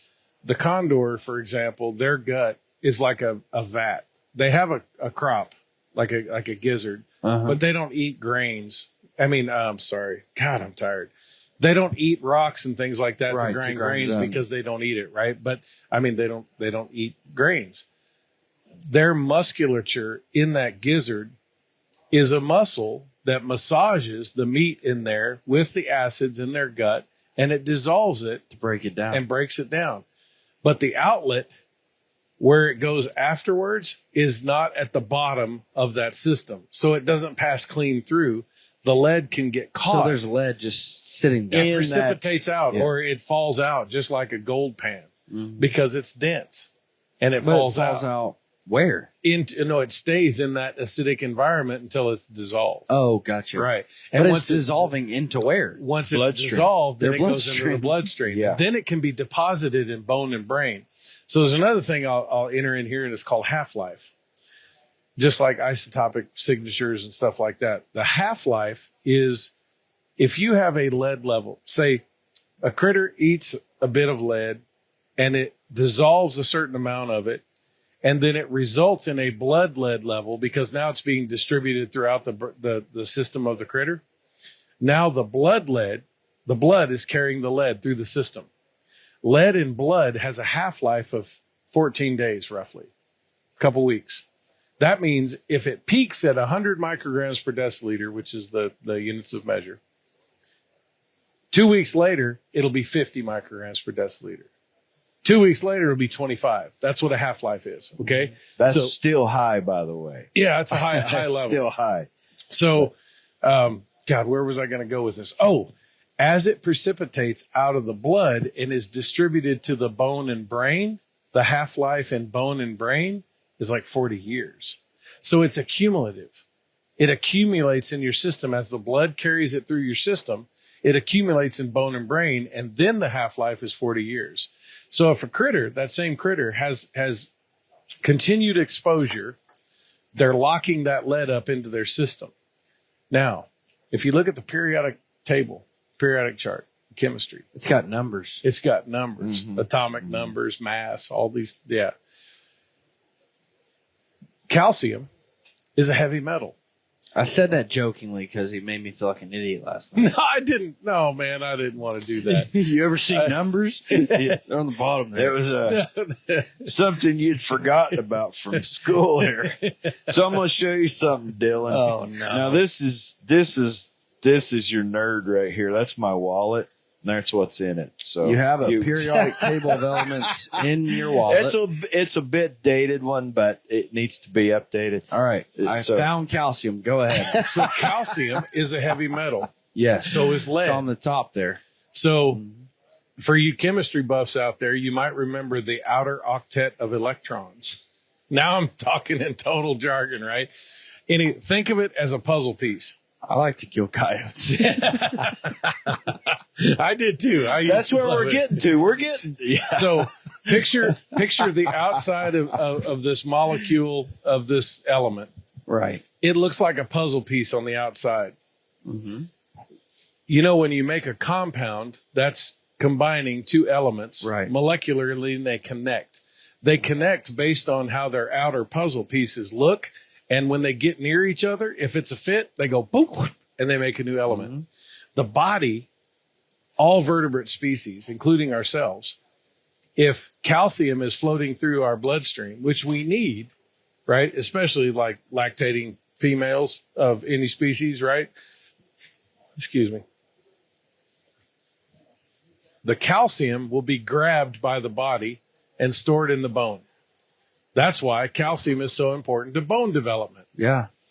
If lead is in the bloodstream, the vertebrate body will grab lead because it still fits in the puzzle pieces, and it stores lead where calcium should have been. Calcium is also an element that is essential to neural communications. So how your body communicates at a cellular level, it uses calcium in neurotransmission. So if you have lead where calcium should have been, you don't have neural transmission. Right. So what you see is paralysis. And what we see in the birds after they have a certain amount of lead in them, they get paralysis of the system that's not working because the calcium isn't there to carry the message across those cellular lines. and it begins to break down, and their digestive system is basically, what's the word I'm looking for? It's late. It's a simple theme. It dumbs down the system so it doesn't work anymore. They become paralyzed. That's the word. Big word, paralyzed. Paralyzed, yeah. It paralyzes their digestive system. So when we see a condor that's sick with lead poisoning, they have a full crop of food. Mm-hmm. But there's a sphincter, a little muscle that controls the food that goes from the crop into the proventriculus. And that's how they digest Which food. is the small stomach. Small right. stomach is what that So is. that little sphincter, that little muscle is paralyzed, and it doesn't move food through the system. So that bird dies while full of a crop of food because its system is not processing food anymore. Because lead is stored where calcium should have been, and there's no neural transmission, and the system is broken. So they starve to death while being full of food. And that's a sick death. Very sick. I mean, sick in the other definition Yeah. of sick. Yeah. It's nasty. Yeah. It's bad. It's a horrible way to So think of. I jumped down a rabbit hole there, and I loved chemistry, which was another oddity as a football player who loved chemistry. But it's a really simple system. If you don't have all the vitamins and nutrients that you need in the right proportions, you're not as healthy as you could You be. don't perform. Same Yeah. thing. If you have lead in a vertebrate system like that of these birds we're talking about, it begins to break down the functionality of their system. Sorry, that was a rabbit hole. That's why you're here. You ever heard of the Mad Hatter? If I didn't want you to say crazy scientific stuff, you wouldn't be here. Okay. Go ahead, All Mad right. Hatter. The Mad Hatter. Mad as a hatter. Why did that theme, why did that phrase come about? No idea. Is because people who made hats use mercury. And I don't know the details of where they use the mercury, but they use mercury in the making of the hat. Some of them processing the felt or something like that. I should look this up. Google it later. Anyway, those people who were making the hats that use mercury a lot, they went mad because they had mercury poisoning. Really? That's where the Mad Hatter. Yeah. That's where that came from. Wow. Yeah. The cerebral effects, not just digestive or functioning, but the cerebral functions. Cerebral. Cerebral. God, it's late. And how many beers now? It's not that late. You're fine. No, this is fun. You're only 41. You're good. All right. So I wish. for the guy listening Or the gal. or the gal, and they hear this and they think, okay, I want to be a part of the change. I want to do Right. better. Don't shoot lead, right? Or remove the carcasses from the field. Yeah. Yeah. There's other. So what can they do if they're listening? What can they really do to make a difference? I guess, first of all, educate yourself. Making the switch, making that transition from a lead core bullet to a lead-free bullet. There's some processes that take place there. Number one, being able to identify it in the store. You go in and purchase it. It is not easy if you don't know. It is not easy. So educate yourself. I've had well-intending people that have come to me and said, "Boy, I'm shooting this new bullet A, and it is it's a copper bullet." And I look at the package and it says copper jacketed. It's not a solid Copper copper. wrapped around But lead. these people are being, well intended Yeah. to make the switch. Yeah. So education, get some information, ask some questions, learn how to make that transition, and then make that choice when you're hunting. If you've got one particular firearm that you like to hunt with, and you've got a lead core bullet that you've got dialed in and you know what it is, you find that copper bullet that will Or just be a match bow that hunter. bullet. Yeah, be a bow hunter. Yeah. Yeah. Do it like a man. Original non-lead, Careful. lead-free. Yeah. So, but Well, I told you why Tom Hoffman's a bow hunter. My God, that was description. If you know, if you listen to last week's episode, you know exactly what I'm talking about. Yeah. I don't need to repeat it. Anyways, so yeah, some education and information, and learn how to ask some questions so you can. Why do you think people are so afraid of being educated? I don't think it's afraid of being educated. Well, there is some of that. We as hunters, we're the most educated when it comes to, okay, well, what's my FOC? What's my total arrow weight? What's my kinetic energy downrange? But we don't want to admit when we're wrong. Well, or not wrong. When there's an indifference, we don't want to admit that. We know everything. Right. We know it. We know this. And so we don't want to admit to that. Yeah. But we only, again, like I said early in the show, we only know what we know. And this is just, and hunters have always stepped up to the plate to address conservation issues. This is just a conservation matter that we as hunters, wildlife professionals, along with the ammo manufacturers, we can address this. Well, let me just say this. Redneck Nerd is coming out soon. I promise you that. Go to pope-young.org, find your Redneck Nerd shirt. It says on there, knowledge is deadly. It is. Mm-hmm. And I just think so many times we're like, man, I love to kill stuff. And we made it that, me and Justin, we sat down this morning and we talked about what to make that slogan, knowledge is deadly. Because we want people to say, what does that mean? What do you mean by that? Yep. Oh, yeah, if I know my arrow weight, if I know this, if I know that, I'll be more deadly. No. The opposite. Like, think about it as it's okay to kill stuff, but know when, why, how, where to kill it. Why are we participating in hunting? Yeah. It's a management tool. Yeah. Right? Why do we manage? So these components of education. Because I would dare say, you said for those who are well, or you said, they're well intended. They said, I'm trying to shoot copper, whatever. I would dare say most people that are listening to this are well intended. Yeah. I doubt I have a bunch of poachers tuning in to figure out how to poach animals. Mainly because I'm not a good poacher. And we're not even talking about poaching. We're whether you're shooting lead free or lead core ammunition, you're doing the right thing. Right. I would imagine most people listening, they're well intended, ethical hunters. Yeah. But it's something like this where you listen to it and you're like, never knew. Well, and you know what? I think a lot of people, once they listen to this, I don't think they're going to go right then and say, I'm going to go make this. I'm going to go make the switch right now. They're going to sleep on it. They're going to sleep on it. I didn't have to sleep on it. Like, I can say that. When I'm presented this in this way, I'm like, no, I don't want to kill hawks. No, I don't want to kill bald eagles. No, I don't want to do this. No, I mean, why would I? If I can make a difference, why would I choose to continue doing the things I'm doing? Yeah. Mm-hmm. Well, mm-hmm. and then, but their old habits die hard. Where I grew up. Yeah, that's people shot hawks and eagles, and it's still happening today. The number one cause of death for golden eagles of a certain age class is being shot. Wait, what? Yeah. Yep. For a subadult, I think it's a subadult age class. And that's something for the listeners to know.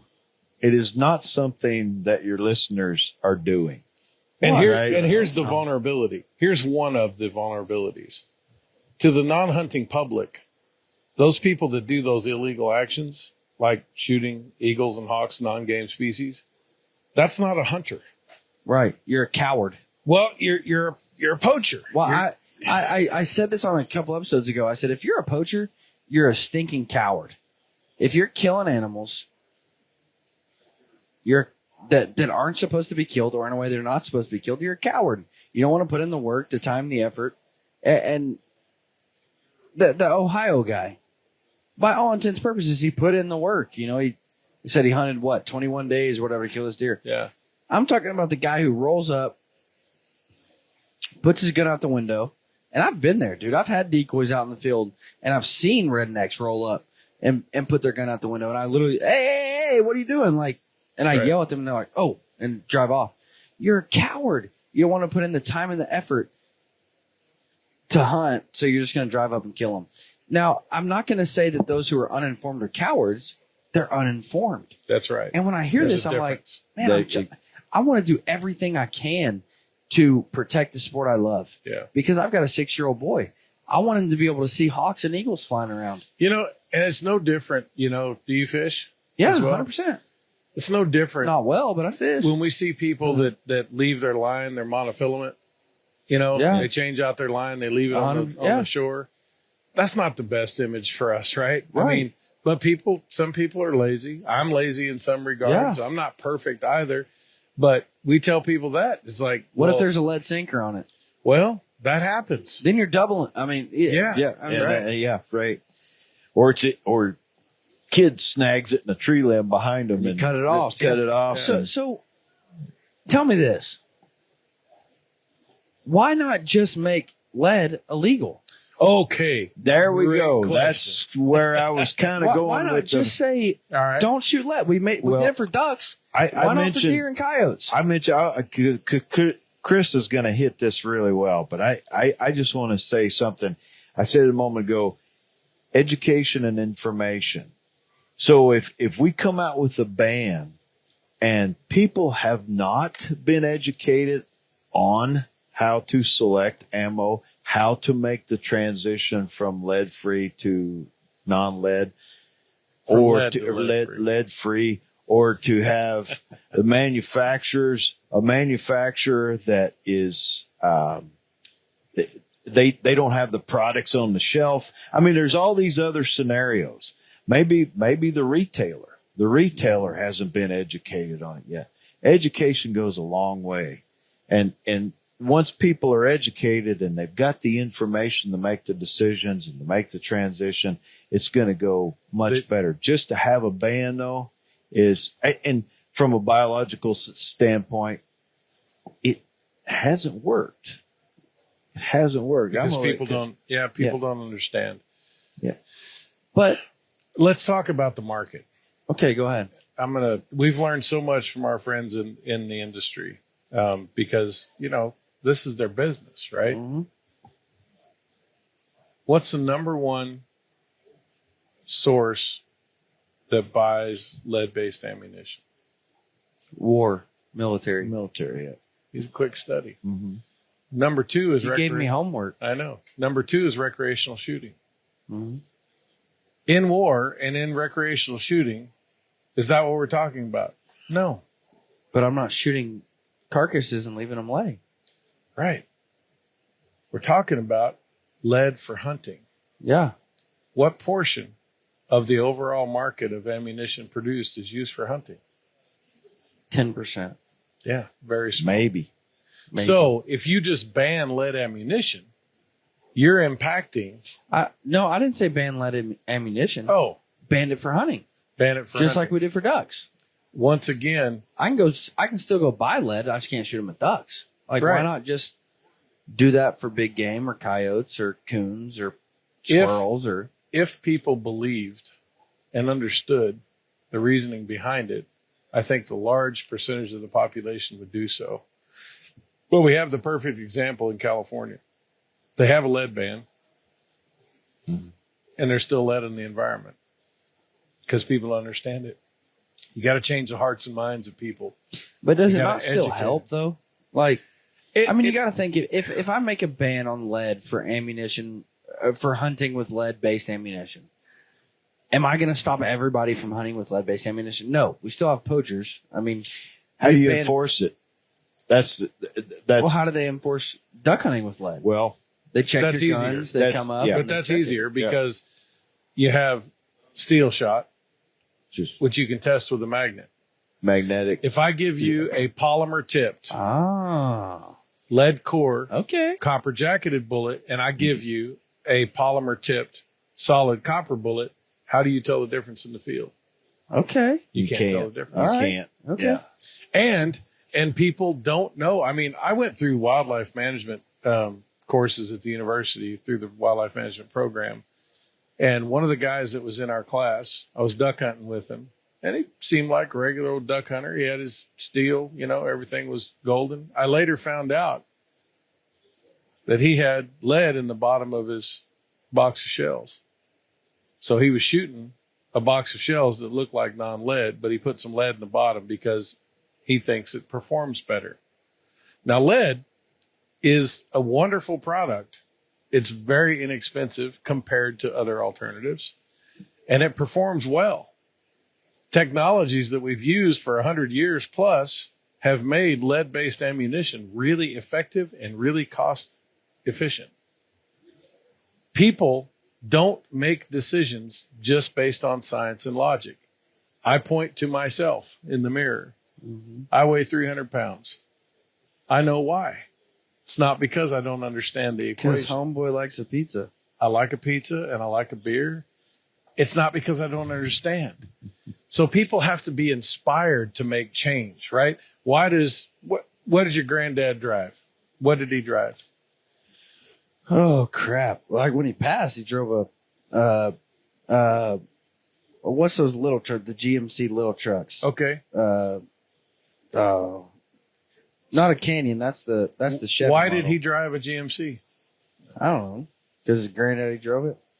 But okay, you didn't take the bait and I didn't lay it out there real good. My presentation was flawed.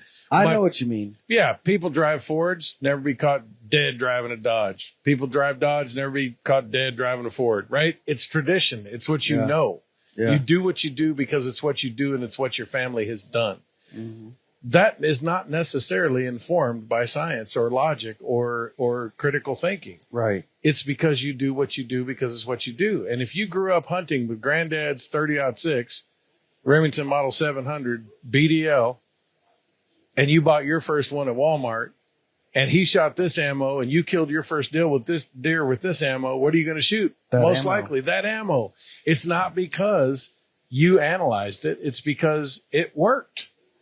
So you're talking about changing behavior. And if you're going to change behavior, you have to change knowledge, attitudes, and then you have to make the switch. And when you make the switch, think about this. It's a hell of a process since you're an archer as well. It's a hell of a process to change arrows, isn't it? Oh, right. Don't do it. Right? Yeah. Or because my arrows don't have lead in them. Or you're gonna put a new sight on. It's a process. Yeah. So it takes work to do that. Yeah. And we're all so busy that what usually happens is we'll do a workshop and hunters will be like, man, and this is that same grumpy one in the beginning, arms crossed, blood veins popping out of their head. And then they go to the range with us and they see the fragments. So like, oh my God. We had a guy, we were doing a film in Wisconsin. We were doing a workshop and they were filming it. And this guy came up and he was that quiet guy. And I knew he was the skeptic in the crowd. I knew he's the one. And we went out to the range and we're filming and I'm sitting there doing, little bits and we're getting B-roll and all that. And we're doing this interview piece and he walks up to the barrel and he goes, oh my God. Well, I thought this was all bullshit. And we're on film. And I was looking at the producer and looking at the camera guy. He goes, I thought this was all bullshit. I had no idea that that's what my bullet did. I'm sorry. And he said, I'm sorry like 3 times. Wow. And I said, sir, thank you. That's why you're here. Thank you. Yeah. Yeah. That's why I came there, is to have that impact with one individual who I shared what I've learned through my work with condors. And then beyond with others. And I'll be honest, as soon as you started talking, I'm like, condors, who the crap cares? Who cares? And yeah. I don't know condors. It was just the one that told us the story, though. Here's one for you. To be the one. Painted the picture. And it could have been any other species that told us the story. Yeah. Could have been, yeah. When we recover the California condor and it's taken off of the endangered species list, just like we did with the peregrine falcon, that success. How far off is that? Depends on how well we do with the partnership. Okay. When we recover the condor, guess who will be the party responsible? The peregrine falcon. Nope. The hunters. The hunters. Because lead poisoning accounts for 47 to 50% of all diagnosed death.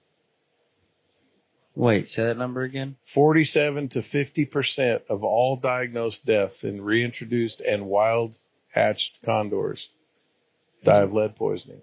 Wow. Remember, they're an obligate scavenger, so they're uniquely predispositioned to get more lead. 50%. Wow. So when we take the species off the endangered species list and we go, look what we in society did to save a species we nearly lost by ignorance. We didn't know. Now we know. We mounted a campaign. It's called the Partnership. We're sharing this information with our fellow hunters. And when we recover them, it'll mean that we address that major cause of their decline. The hunters will have that feather in our cap. Well, and again, going back to the I don't care statement. Like if I hear that and I say condors, who the crap cares? Yep. So you're telling me there's a species on this planet that you don't care if it goes extinct? Any species. As a result of your actions. As a result of what you did. It's like, man, like it really brings things into perspective. Mm-hmm. It does. And we are too vulnerable in our minority of being hunters to have that chink in our armor. Do you not think, though, that banning it, and I want to say making it illegal, saying you cannot shoot a white-tailed deer with anything that has lead in it, do you not think that still raises the question in the sportsman mind, why? And then it gives the opportunity for information. It does, and I think our theory and our approach is you address the why now. You address the why now. And hot dang, Chris. Will change their minds. That's good. Because if you fail and you say, we're just going to make it a law. If you fail, then what will you do to go back to the drawing board? You'll go back and try to tell them why. Then you go back and try to say, well, this is... Why do it twice? Yeah. Wow. Because, you're having to go circle all the way back and go back to education and information. So you put the cart in front of the horse by doing... You've got kids, right? Yeah. Tucker? Yep. When you see Tucker... I got 3, but Tucker's my favorite. When you see Tucker... Mama don't listen and kids don't listen. When you saw Tucker reaching towards that stove that you told him was hot, did you prevent him from touching that stove every time? You told him it was hot because you didn't want him to suffer the same thing you did in your learning process where you burned your finger. Right, yeah. But you understand as a parent that the tough love of knowing that you can't keep them safe from everything, you've got to give them the opportunity to experience it themselves. Yeah. This is the process we're talking about. But with information and with knowledge, you will make more informed and better decisions. We have this in our history and our conservation ethic of hunters. It's why we have the North American model for wildlife conservation. And we're damn proud of that. And this is what it means. You take new knowledge, you incorporate it into your decision making, and you leave it better than you want found to get on a podcast? Oh, that's the best time for you to be on a podcast. Heather Knight, our events coordinator here at Pope and Young, she's going to jump in and share her thoughts on the expansion of lead ammunition. No, I'm just kidding. She's had enough. I don't blame her. She's had a busy day. Oh, she good. gone. Thank you. Man, it's just I have like literally 5,000 more questions. Well, there's going to be more questions to come as time goes. I mean, we were talking about some of the research, and there is some research that's being done on mammals, black bears in Quebec. I don't think I mentioned. We didn't even think about There's a black mountain lion bears. study. There's a black bear study. So it's all it's all still in process. It's not anything that's been ready to be far from being peer reviewed and published. Yeah. But the research is being done, and like I know with the black bears in Quebec, it is showing that bears do have higher lead levels in places where hunting is the intensity of hunting is high. But we don't know what kind of impact there is on the black bears. We don't know if it's an individual or any type of population type of impacts, but that'll be later to come. So I guess the point to that is it started with condors. Well, it started waterfowl way back when. Exact thing but now we've got applies to black condors. bears. Well, Yeah, but it's different. You though, got to because take the steps. The digestive system, the ability, like Chris was talking about earlier, to be able to pass a lead fragment. I don't even care about that. If there's a chance, if you say, "Hey, you've got a mule deer tag, are you going to shoot a black bear too?" Well, no, I don't. I don't have a black bear tag. But you shoot the mule deer, you leave the guts. There's a chance, possible chance, you kill the black bear too, because he ate the remains of the mule deer you left behind. Well, yeah. I mean, I don't have enough knowledge. We don't have enough. There's not enough background in that See, to research me, this yet. isn't even knowledge, because you're telling me, well, know your target and what's beyond it. If I have the chance of killing a black bear, being mammals, Chris and I come from a generation where we consumed a lot of lead. yeah, No, we're the Samuel Jacksons. We ate it all. His eye twitches every once in a while. I think it's 'cause Oh yeah. I didn't have children because my genetics went bad from from lead ingestion. But yeah, I mean, we're just there's still more to learn. There's still more to learn out there with some of these species, these scavenging species and predator species. But what we do know is that lead is there in all trophic levels across the environment. How dangerous is it in all those places? We don't know all that yet. Yeah. We don't know that and that's yet. why I say, like, man, I've got so many more questions. Keep them coming, because they're going to be. We're all going to have questions 100%. too. We should be challenging ourselves. We should be asking questions. We should be curious. We should, like, I think so many times we get too focused on the, man, how do I kill this animal? Like, I really want to get this done. I really want to punch this tag. But we're never curious as to the repercussions of what happens if I do punch this tag. Well, and that's something for another podcast, I think. Yeah. But when you talk about why do we have that fire in our belly about hunting, there's a lot of evolutionary history there as us being hunters, just like that raptor. It's in us all. And for people who say, well, I don't hunt, it's not in me. I was like, okay. When you go to buy laundry detergent, my wife tells me to pick up some laundry detergent. Well, I remember as a kid, laundry detergent was in 3 different brands. And basically, I selected the ones that smelled like what I was used to. Mm-hmm. It wasn't because it worked better or anything like that. Marketing of products preys upon our evolutionary history as being hunters and gatherers. That's why marketing works of products, and that's why there's so many products. You don't need 20 soaps, right? You just need soap.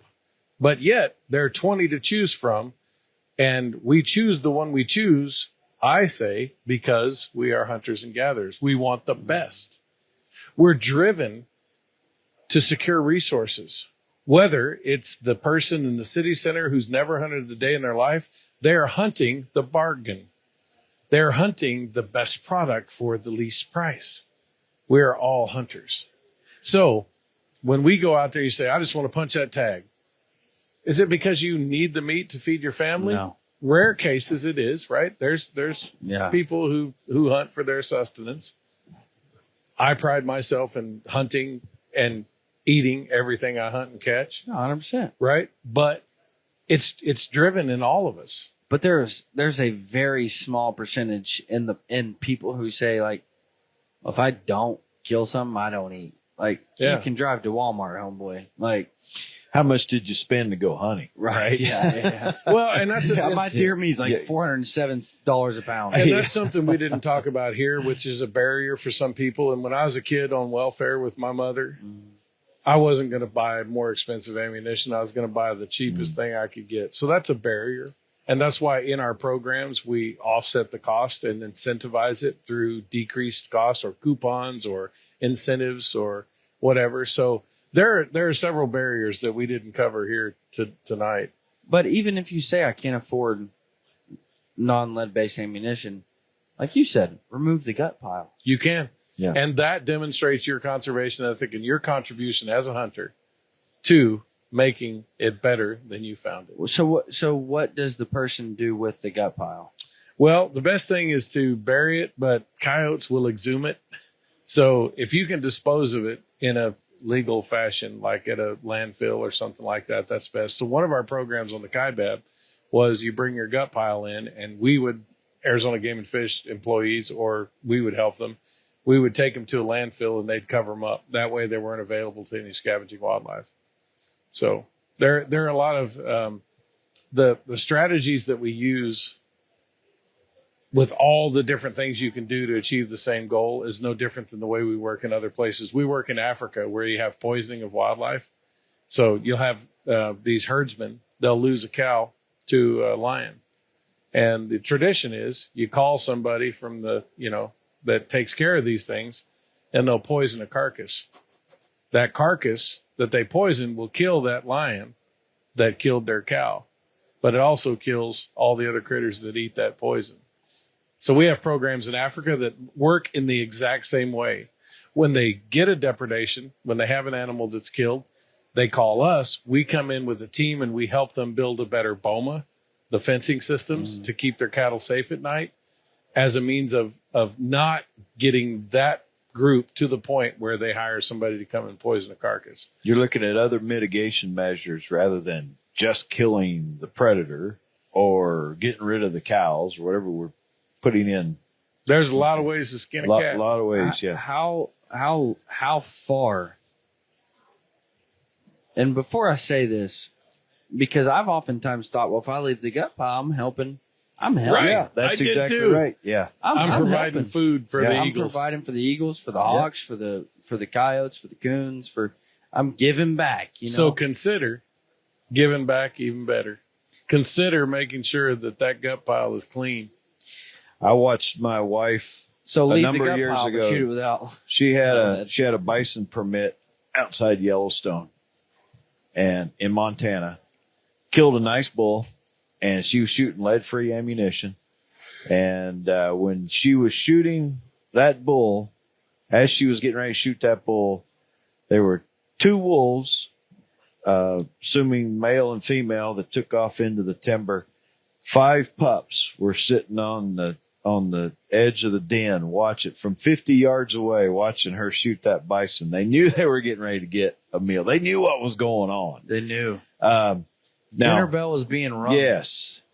Wolves or no wolves, that's a whole different topic. That's another podcast. But I could have you guys on 10 but the times point in a row. the point there is we left a pretty nice meal for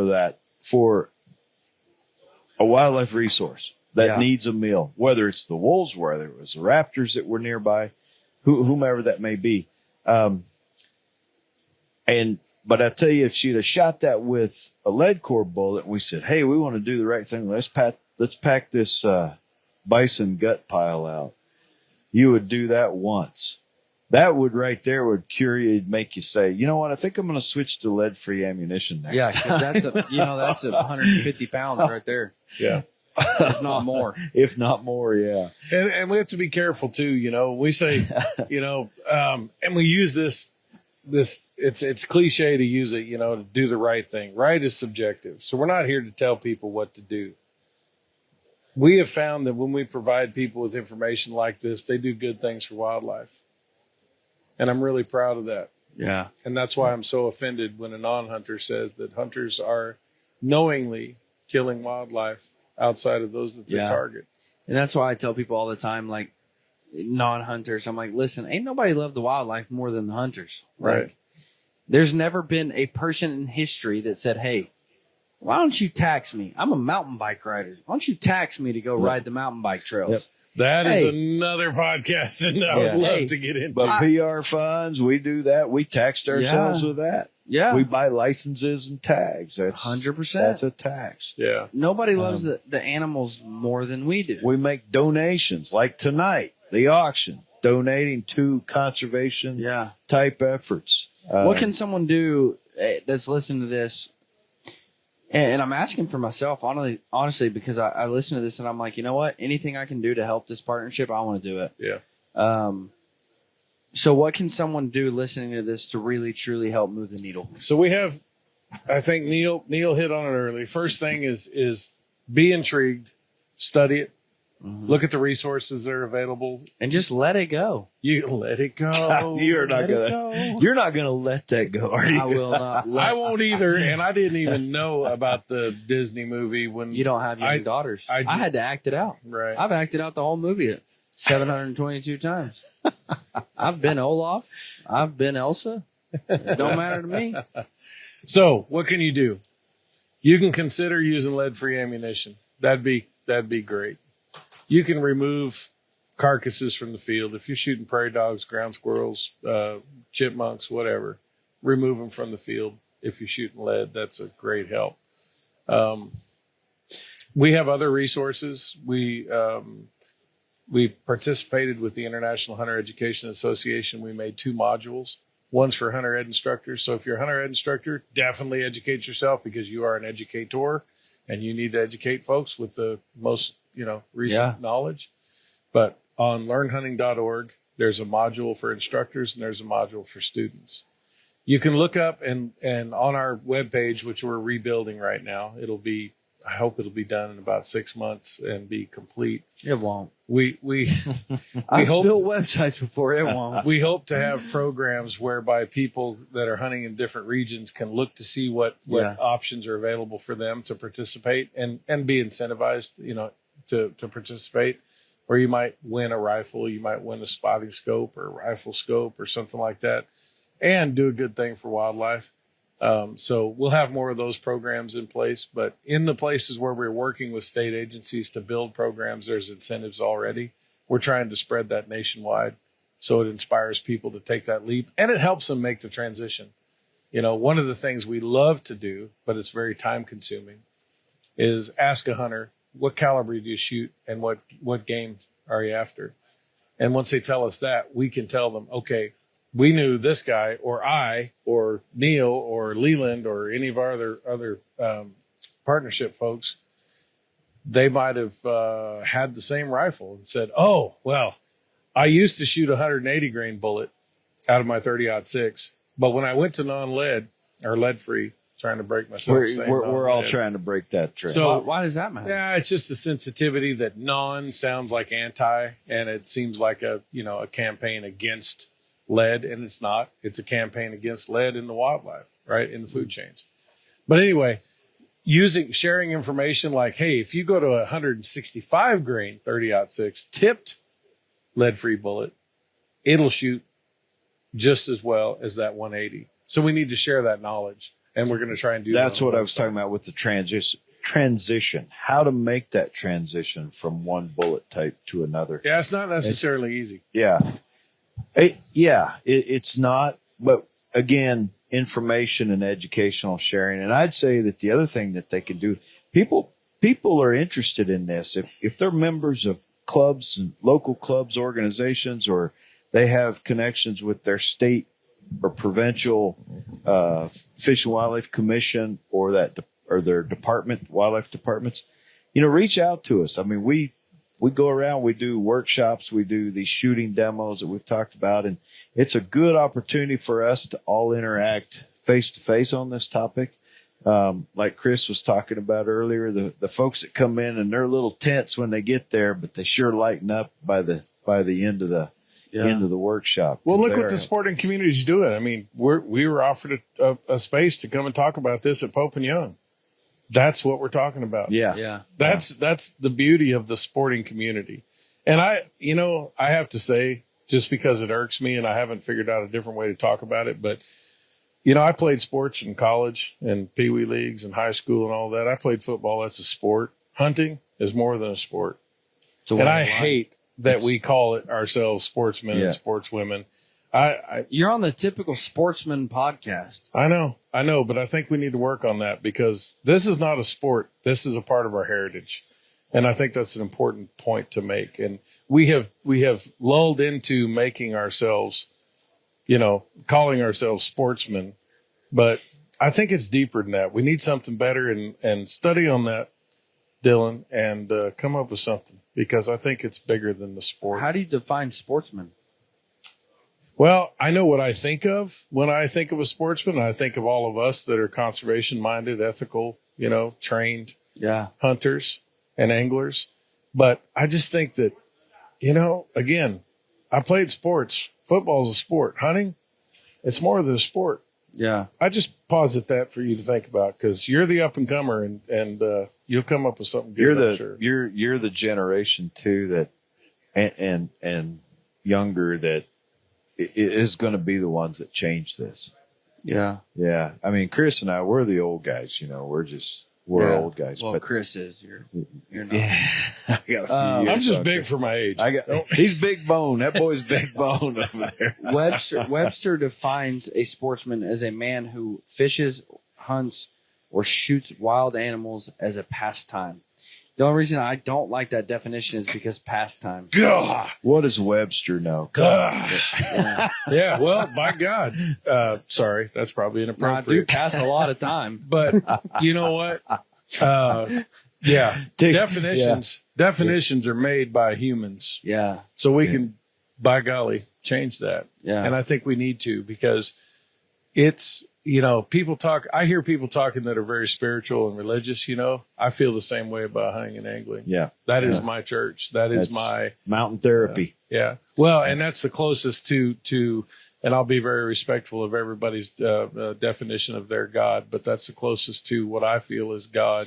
Now, is what I'm out there. And let me just say this. I was challenged with that too. So my bachelor's degree is in, I have a pastoral ministry bachelor's degree. And so basically we study world religion and why we believe what we believe. And,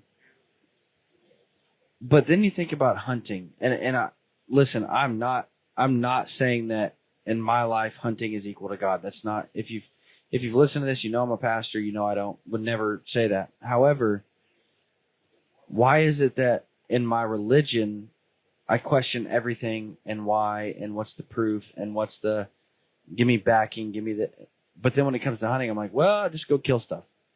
No. It's deeper than that. Let's ask ourselves why, when, how. And that's why, and I really am not trying to say this as a marketing term, but that's why when you said, when Justin brought up redneck nerd, I'm like, that's what I really truly want to be. Yeah. Because I want to be somebody who, I go kill stuff. I love to hunt and fish, but I'm also informed of the why. I'm informed of the implications that come when I do that. I'm informed on the implications of the equipment I'm using. I want to be that person. Yeah. I want to be somebody who can have a conversation when somebody comes up and says, well, what do you, I felt unequipped when you came up to me yesterday and said, well, why are you shooting that ammo when you shoot? What happens after you shoot? And I'm like, I kill the coyote. Let's go deeper. What happens after you kill it? And I'm like, crap. I'm gonna give you we probably could have waited and done this after we're off of this podcast, but I'm gonna give you another topic that I'd love you to delve into. And I've studied on it and thought about it, and I don't have it clear enough in my mind to articulate it. But people say that hunters who kill just to kill, that there's no example of that in wildlife. I think though that there is. Because if you look at some species of predators, they do kill more than they eat. Grizzlies. Right? There's this noble thing in people's minds that a truly wild animal only kills what it can eat. But that's not true. Yeah. There are critters like mountain lions that cache carcasses that they don't come back and feed on. And there are critters like your house cat, not saying your, but a house cat. My bird dog, she'll kill every vole she can get a hold of, and she brings it back and plays with it, but she doesn't eat it. Does that mean she's a villain? Does that mean she's a terror, a killer? I think these species, us included, the art and practice, let me back up and not even say the art.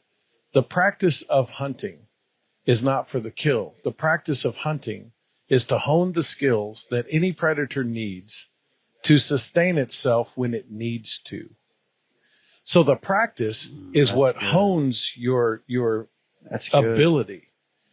But it only counts when you need to rely on that, which is where people will say, well, you don't need to hunt. I was like, well, you don't need to shop. You could grow your own food, but you shop. Why? Do you need to? You're supporting an industry that's wasting resources when you could grow your own food. We built a strip mall for you right in the middle of prime wildlife habitat so you can shop. Well, that's something you're bringing up. Such a good point. No matter what we do, something's dying. Like, we're killing something. And so many people, we never think about it. We never think about what are the implications of what I'm doing. And that's why, if I can say the reason we did this podcast is not for somebody to listen and say, man, I'm a horrible human. I've killed 476 hawks because of this. Exactly. But to say, challenge yourself with the hard question. Think, learn, internalize it, and become better. a redneck nerd. There you go. That's it. There you go. That's it. Well, and we have to leave. I mean, what are the other things? Hillbilly nerds. I mean, are we going to have different like versions of this? Well, I'm from Arkansas, and so a lot of that Refined stuff becomes, redneck.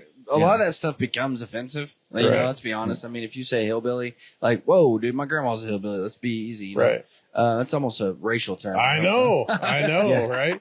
And redneck, I pride myself in it because it's the closest thing that I have to culture. And, you know, I have friends who have more defined cultures, you know, given their lineage and their families and where they came from and across the world. Well, you got Arkansas blood in you, boy. You don't have a chance. That's right, right? I'm a mutt. But for me, the hunting and angling and living off the land and being able to take care of your own with minimal resources is I pride myself in that. And yet I drive an F-350. Yeah. So now I still have a carbon footprint, so that's but I still, and I guess it's good to say late at night like this, but you know, there's still something that appeals to me: a shotgun, a rifle, and a 4-wheel drive, and that's me. Yeah. But I'm also intrigued, and I feel a heavy weight of learning as much as I can. And I think coming and talking to people, you know, we went shooting this morning and had the archery, the 3D shootout. I didn't know. How did he shoot? Did he shoot pretty good? He did good. He did good today. Yeah. Let's be honest. He did. I'm okay. competitive as all get out. He held his own. He held his own. And I got to shoot with Jack Frost. We did. He was on our. That's cool, man. And our group, to spend the day with him. One of the legends of bow hunting. Yeah. I mean, truly a legend of bow hunting. And his demeanor and his take on things, you know, about, oh yeah, I did this, but yeah, it's just numbers. It's just this. I did it because of his quest. Yeah. To learn and to experience. He's one. He appreciates his mountain therapy. Yeah. You know. Yeah. And he's grateful for what he's been able to do in his life as far as hunting, because he's getting up there. I mean, he's things he used to do. Well, we all run into that at some point. We have to pass the torch, but Jack is definitely not passing the torch yet. Right. But he's doing things a little differently. Yeah. He still enjoys his time in the field. Yeah. And I would say too, and this is not just a plug for these groups, but you know, it's not just enough that you have your own opinions and your own ways and your own traditions. That we need to reach out, and that's why these groups are so great. You know, these sports groups, and people say, oh, well, you're a raptor guy, or you're an archer guy, you're a whatever guy. No, I love it all. No, I'm an outdoorsman. It's all tied together. Yeah. Who loves this. Now you've informed me of a whole bunch of stuff that I never knew. And be it, I told you I have a biblical degree. Yeah. Did you know that Arkansas is the only state mentioned in the Bible, period? None of our... What? Yeah. Wait. What? Why is he acting shocked? What? Arkansas? Yeah. Noah was founded when? Noah looked out of the Arkansas. Guys, thank you for listening. Hey, y'all go check out the Non-Lead Partnership. What? Go to the website. NonLeadPartnership.org. Do you guys have memberships? Can they join? Can they donate? What can they do to get involved? reach out to us and see if we might be able to set up a program with your fellow hunters in your region. Yeah. And 100%. yeah, that's number one. And check out the video, Let It Go. That's one version of my involvement as the Peregrine Fund representative. So Is your face in the video? yeah. Let me just say this. You gave me homework. You didn't watch it. Stop. Don't stop. He didn't watch it. This morning I told my boss, your friend, that you stalked. Justin, yeah. Oh, yeah. And I never Justin. answered that, how I met him. We'll have to get to that in another episode. He stalked him. We'll just say that. You're a creep. Yeah, we did a workshop, a lead-free workshop in Lewiston, Idaho at the Jack O'Connor Center.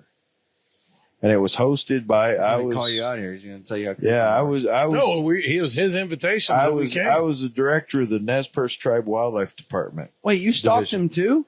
No, we had everybody He said there. no. That's when Chris and I got to know each other, and Leland Brown from Oregon Zoo, and then we had folks from USGS. Yeah, we didn't even get into the Forest zoo. Service. So Justin came over as well when he was with Boone and Crockett, and Buck Buckner, the director of Buckner, Idaho yeah. Game and Fish, Ed Shrever. You talked to Yep. him at a urinal Yeah. over an SP. oh, that's sure did. terrible. I sure did. So we had this workshop, and we walked away from there with looking at some future strategies of how to move the partnership forward and how to incorporate the initiative of a lead-free movement without Yeah. litigation or Right. legislation. So that was where we all came together. Chris kind of browbeat Justin a little bit. I did not. Justin You go. said, how come you haven't reached out to Boone and Crockett? And I said, man, I've been trying. But cold calling groups and talking Yeah, about yeah. conservation of endangered Well, we've been species. talking to Buck Buckner. Yeah, we were talking to Buck. Yeah. And, Let me just say And he this. said, let's talk to I Justin. field those phone calls from Pope and Young, and I'm Yeah. just like, talk to you later. Yeah. But I got my business. Yeah. so Justin said, well, next time you're in Missoula, give me a shout, and I'll see if I can get you an audience with, the right people at Boone and Crockett. Yeah. And I said, cool. When are you leaving? And I followed him home. From Lewiston, Idaho to Missoula, Montana. and then So you 4 met- hours. And then you 4 met hours. Becca, and you're like, I'll stay a while. Oh, well, I walked into their place, and he was hosting a measures seminar. Workshop, seminar. yes. Workshop. Yeah. And he said, well, I got a measure seminar, but I'll be done by Wednesday. But at the end of it, we have a big barbecue, and there'll be these measures from all over the country that'll be at my house. Mm-hmm. And we cook a lot of wild game and stuff like that. And so if you can stick around, and you'll do that. So I pulled my travel trailer into his driveway, and I stayed there for 2.5 days. He got me that meeting, and had a great meeting with Keith Balford when he was there Oh, before yeah. he went to Wild Sheep. Yeah. And we got to talk about it at Justin's house, and those measures that we talked to, lifelong hunters, Yeah. very educated. Yeah. They're like, I had no idea. And Justin saw that, and he's like, man, this is cool. This But is here was the real. kicker. This has legs. Here was the kicker. I walked into their place, and he has a cabezon mounted on his wall. And I said, is that a cabezon? And Becca said, what? Because apparently nobody knows what that And you fish said, is. these are my people. Yeah, and Justin looked at Becca and said, I told you, this guy. So we've been friends ever since, and He's I home. love these people. Yep. Yeah. Yep. Guys, I would highly encourage you. If I could just say one thing, just ask the hard questions. Yes, sir. Challenge yourself. Why do I do what I do? When do I do it? How do I do it? Challenge yourself with those questions. And then get involved with organizations like the non-lead partnership that are really trying to make a difference. I have spent a lot of time in tree stands. I spent a lot of time hanging tree stands. I spent a lot of money buying tree stands. And I know the new rave is the super lightweight, really expensive tree stands. But I just can't get behind that. If you're really wanting to deck out a farm and you need a whole bunch of tree stands, that's just not feasible for a lot of guys. And here's what I found. I have found that if it says Muddy, it's a name you can trust. From the tree stands, whether it be a hang-on, a lock-on, a climber, or a ladder stand, if it says Muddy, it's going to be a really good tree stand without breaking the bank. and I can get 4 or 5 hang-ons for the price of one of those super lightweights. Now, I know the benefit of those super lightweight portable tree stands. You can move it with you and hang it as you go. But if I just buy 4 or 5 of those really good stands from Muddy, I can have them set up where I want and just go to those stands, and they're already hung up. Guys, from the trail cameras to the blinds to the tree stands, Muddy is simply a name you can trust. So whether you go into an Academy or a Dick's, Bass Pro, Cabela's, check out Muddy for your tree stands, your trail cameras, and your blinds, because they simply make really good products that are affordable for everyone. Guys, thanks for listening. Have a fantastic week. Sorry for rambling for 2.5 hours, but I also think that this is a topic worth rambling about. And there will be more topics. Oh, so, dude, you're going to be a monthly guest. No. I just mean for all of us. You just schedule me first and Tuesday every month. We're on a phone call. There you go. Guys, thanks for listening. Y'all have a fantastic week.